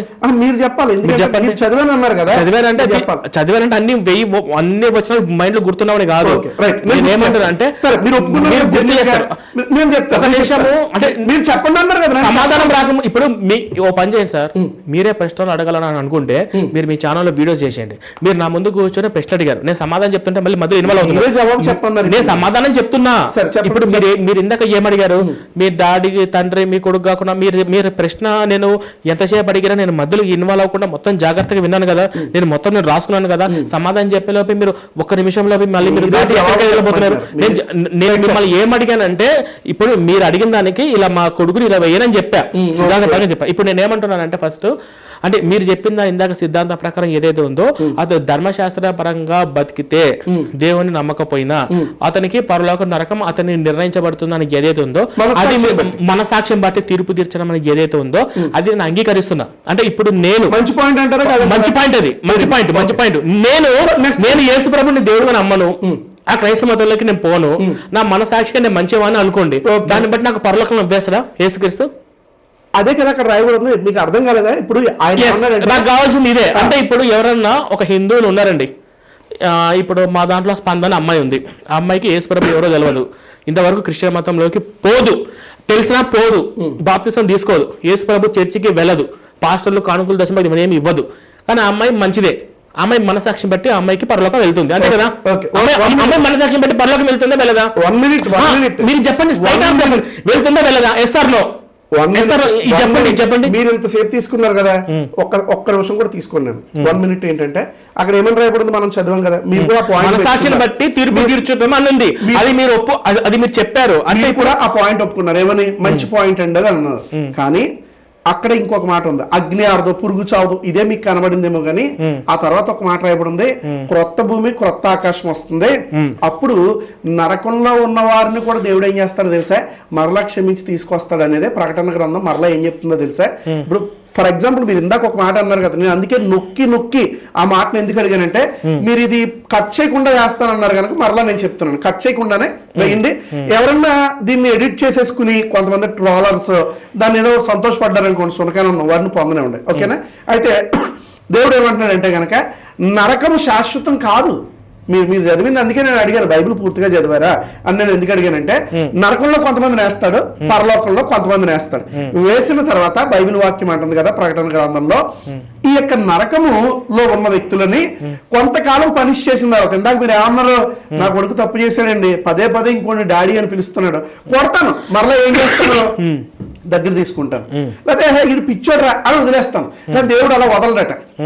తండ్రి స్వభావంగా మీరు ఏమన్నారు, ఎన్నిసార్లు చెప్పమంటారు రవీంద్రనాథ్ గారు, ఆడు పదే అదే చేస్తున్నాడు కాబట్టి కొట్టి నేను పిచ్చోడ్రా అని వదిలేస్తాను. దేవుడు అలా చేయడట. ఆయన ఏం చేస్తున్నాడంటే అగ్ని ఆరదు పురుగు చావదు అనే ప్రదేశానికి పంపిస్తాడు. పంపించిన తర్వాత అక్కడి నుంచి మొరపెడతా ఉంటాడు, ఈ ప్రవీణో ఈ రవీంద్రనాథ్ మొరపెడతా ఉంటాడు, ప్రభువా అని మొరపెట్టిన తర్వాత కొద్ది కాలానికి ఆయన ఏం చేస్తారంటే ఈ నరకంలో ఉన్న వ్యక్తులను మరలా పరలోకంలో ఉన్న వారితో క్రొత్త భూమి క్రొత్త ఆకాశంలో మళ్ళీ షిఫ్ట్ నరకం నుంచి పరలోకం. మీరు అలాగే అనుకోండి. సరే, అంటే ఇప్పుడు నాకు ఇప్పుడు ఇది నాకు కరెక్ట్ గా ఉంది, లాజికల్ కరెక్ట్ గా ఏంటంటే, సరే ఇందాక మనసాక్షిని బట్టి తీర్పు తీరుస్తారు, నువ్వు హిందూ అయినా కూడా పరలోకానికి వెళ్ళొచ్చు అని చెప్పిన రవీంద్రనాథ్ గారిలో నాకు లాజికల్గా ఉంది, నేను దీన్ని సాగదీయాలని అనుకోవట్లేదు. ఫస్ట్. సెకండ్ వచ్చేసి శాశ్వతమైన నరకము శాశ్వతమైనటువంటి పరలోకము క్రైస్తవంలో కూడా ఉండదు. కొంతకాలము నరకంలో పడేసిన తర్వాత మళ్ళీ క్రొత్త భూమి క్రొత్త ఆకాశం అని అనుకుంటూ మళ్ళీ వాళ్ళని షిఫ్ట్ చేస్తాడు, నరకం నుంచి పరలోకాన్ని షిఫ్ట్ చేస్తారు. నాకు దీనికి రిఫరెన్స్ నాకు బైబిల్ చూపించండి, నెక్స్ట్కి వెళ్దాం. ఇంకా మళ్ళీ నేను సాగదీయను, నాకు రిఫరెన్స్ చూపించండి. మీరు ఇందాక ప్రకటన గ్రంథం అంటారు కదా, ప్రకటన ప్రకటన గ్రంథం నాకు ఇప్పుడు శాశ్వతమైన నరకము శాశ్వతమైన పరలోకం అని చెప్పేసి మొత్తం యావత్తు పాస్టర్లందరూ అదే ప్రచారం చేస్తున్నారు. నేను బైబిల్ చదివినప్పుడు నాకు కూడా అదే కనిపించింది. బట్ అది శాశ్వతం కాదంట, కొన్ని రోజులని అన్నారు. మరి అది ఎక్కడుందో చెప్తే నాకు రిఫరెన్స్ చెప్పండి, నేను రాసి పెట్టుకుంటా, నేను తర్వాత చదువుతాను. బ్రదర్ మీరు ఒక్క వచ్చిన అడిగారు, కానీ నేను దాదాపుగా 3-4 అధ్యాయాలు చూపిస్తాను. మీరు ఒకసారి దీన్ని పరిశీలన చేయండి. నేను మరలా చెప్తున్నాను, నేను ఇందులో థియాలజీ చెప్తున్నాను. మీరు ఆ పదం కనబడలేదు, ఈ పదం కనబడలేదు అని మీరు అనొద్దు. ప్రకటన గ్రంథము 20వ అధ్యాయం మీరు చదవండి. ఆ తర్వాత యెషయా గ్రంథము 11వ అధ్యాయము మొత్తం చదవాలా? మొత్తం చదవాలి మీరు. ఓకే. యెషయా గ్రంథము 65వ అధ్యాయము, కీర్తన గ్రంథము 90వ అధ్యాయము. ఈ యొక్క అధ్యాయాలన్నింటిలో కూడా 1000 ఏళ్ల పరిపాలన గురించి బైబిల్ మాట్లాడుతుంది. ఏమని వర్ణించారంటే కనుక 1 minute పని చేద్దామండి. మీరు రిఫరెన్స్ చెప్తే నేను ఇక్కడ చదివి అందరికి చూపిస్తా కదా. మీరు రిఫరెన్స్ చెప్పండి. ప్రకటన గ్రంథము 20వ అధ్యాయము 1 నుంచి మనం చదువుకుంటే వాళ్ళం చదువుతారు ఒకసారి. 1 నుంచి 3. మరియు పెద్ద సంఖ్యలో చేత పట్టుకునే అగాధం యొక్క తాళపు చెవి యొక్క దేవదూత పరలోకం నుండి దిగి వచ్చి చూచితిని. అతడు ఆది సర్పము అనగా అపవాది సాతాను అను ఆ ఘట సర్పము పట్టుకొని 1000 సంవత్సరాలు దానిని బంధించి అగాధంలో పడవేసి ఆ 1000 సంవత్సరాలు గడుచే వరకు ఇక జనములలో మోసపరుచుకున్నట్లు అగాధము మూసి దానికి ముద్ర వేసెను. అటు పిమ్మట వాడు కొంచెం కాలము విడిచి పెట్టబడను. అంటే ఇప్పుడు ఇందులో నరకం అని ఎక్కడుంది? సర్పాన్ని ఆయన 1000 సంవత్సరాలు ఆయన బంధిస్తాడు. ఆ 1000 సంవత్సరాల తర్వాత థియోలాజియన్స్ ఏం చెప్తున్నారంటే కనుక మరలా ఎవరైతే వారి యొక్క క్రియలను బట్టి వారు బాగుగా నడుచుకున్నారో అలాంటి వారిని దేవుడు మరలా వారిని వారి క్రియలను బట్టి ఆయన తీసుకురావాల్సిన ప్రదేశానికి తీసుకొస్తారని థియోలాజియన్స్ యొక్క వాదన. నేను అడిగిన ప్రశ్న ఏంటంటే ఇందులో అంటే ఇప్పుడు నరకంలో సర్పాలు ఉంటాయా? నరకంలో సర్పాలు, సర్పం అనేది మెటఫోరికల్ లాంగ్వేజ్ బ్రదర్, అలంకారమైన భాష అంటాం కదా. చూడండి కొన్ని సందర్భాల్లో మనం సర్పం అంటే పాము కదా. సర్పం అంటే పాము కదా. మెటాఫోరికల్ గా మాట్లాడుతున్నాం. సర్పం అంటే మీకు తెలుసు కదా బైబిల్ గురించి. ఆదిలో సాతాను ఎలా ఉన్నాడో సర్పంలో ద్వారా వచ్చాడు. అప్పుడు అప్లై చేసి మెటాఫోరికల్ గా మాట్లాడుతున్నారు. ఎవరికి ఎప్పుడు బైబిల్ ఎలా అర్థమైందో ఎవరికి తెలియదు. సరే, అంటే ఇప్పుడు దీన్ని బట్టి 1000 సంవత్సరాలు మాత్రమే నరకలోకంలో ఉంటారు అని కొంతమంది థియోలాజియన్స్ వాదిస్తున్నారని నేను చెప్తా ఉన్నాను. అంతేగాని 1000 సంవత్సరాల తర్వాత ఫర్ షూర్ మీరు మరలా పరలోకం వచ్చేస్తారు. బైబిల్లో చాలా క్లియర్ గా రాసి ఉంది ఏంటంటే కనుక ఒకడు నరకానికి వెళ్ళిన తర్వాత మరలా సెకండ్ ఛాన్స్ అనేది ఉంటుందని లేదు బైబిల్లో. కానీ కొంతమంది థియోలాజియన్స్ యొక్క వాదన ఏంటి అని అంటే కనుక మరలా దేవుడు 1000 సంవత్సరాల పరిపాలన తర్వాత వారిని దేవుడు తీసుకురావాల్సిన ప్రదేశానికి ఆయన తీసుకొస్తాడనేది కొంతమంది యొక్క వాదన. అంటే ఎవరు వెళ్ళి చూడలేదు, జస్ట్ కొంతమంది వాదన. ఎవరు వెళ్ళి చూసారు? ఇప్పుడు స్వర్గం ఎవరన్నా వెళ్ళి చూసారా? శివపార్వతులను ఎవరన్నా చూస్తారా? లేదు. లేకపోతే రాముడిని ఎవరన్నా చూసారా? సో ఇది అంతే. నేను రాముడిని చూడలేదు, కృష్ణుడిని చూడలేదు, శివుని చూడలేదు, కానీ పరలోకం తెరవబడింది, పరలోకం వెళ్ళిన భక్తులు ఉన్నారు. ఎవరు వెళ్ళొచ్చారు?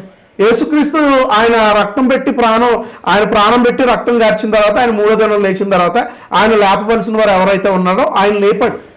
సరే, మళ్ళీ రక్తం పెట్టారనమాట. ఇక్కడ కూడా ఈ రిఫరెన్స్ ప్రకారము రవీంద్రనాథ్ గారికి నేను మళ్ళీ సాగదీయాలని అనుకోవట్లేదు. ఇది ఇక్కడితో క్లోజ్ చేద్దామని అనుకుంటున్నాను.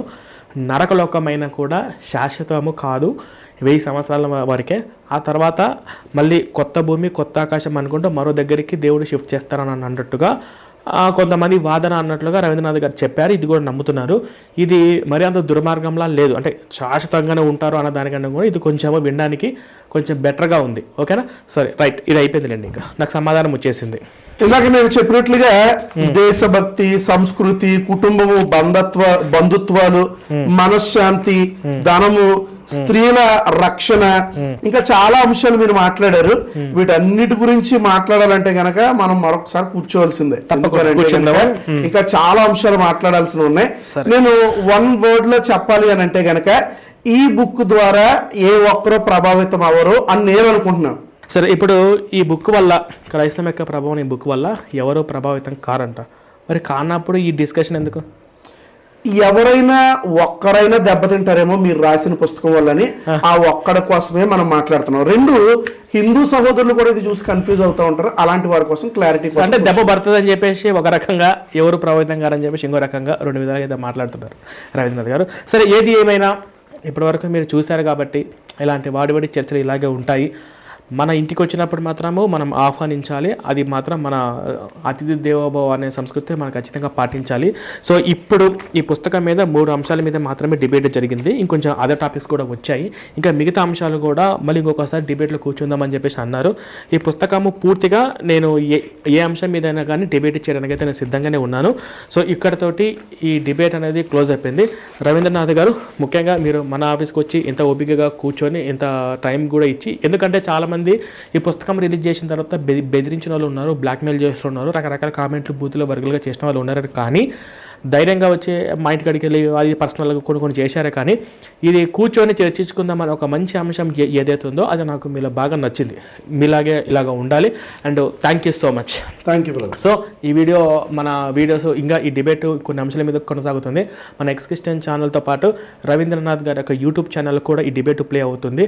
సో మీరు సబ్స్క్రైబ్ చేసుకుని పక్కన బెల్ కూడా మీరు యాక్టివేషన్ చేసి పెట్టుకోండి. Thank you so much.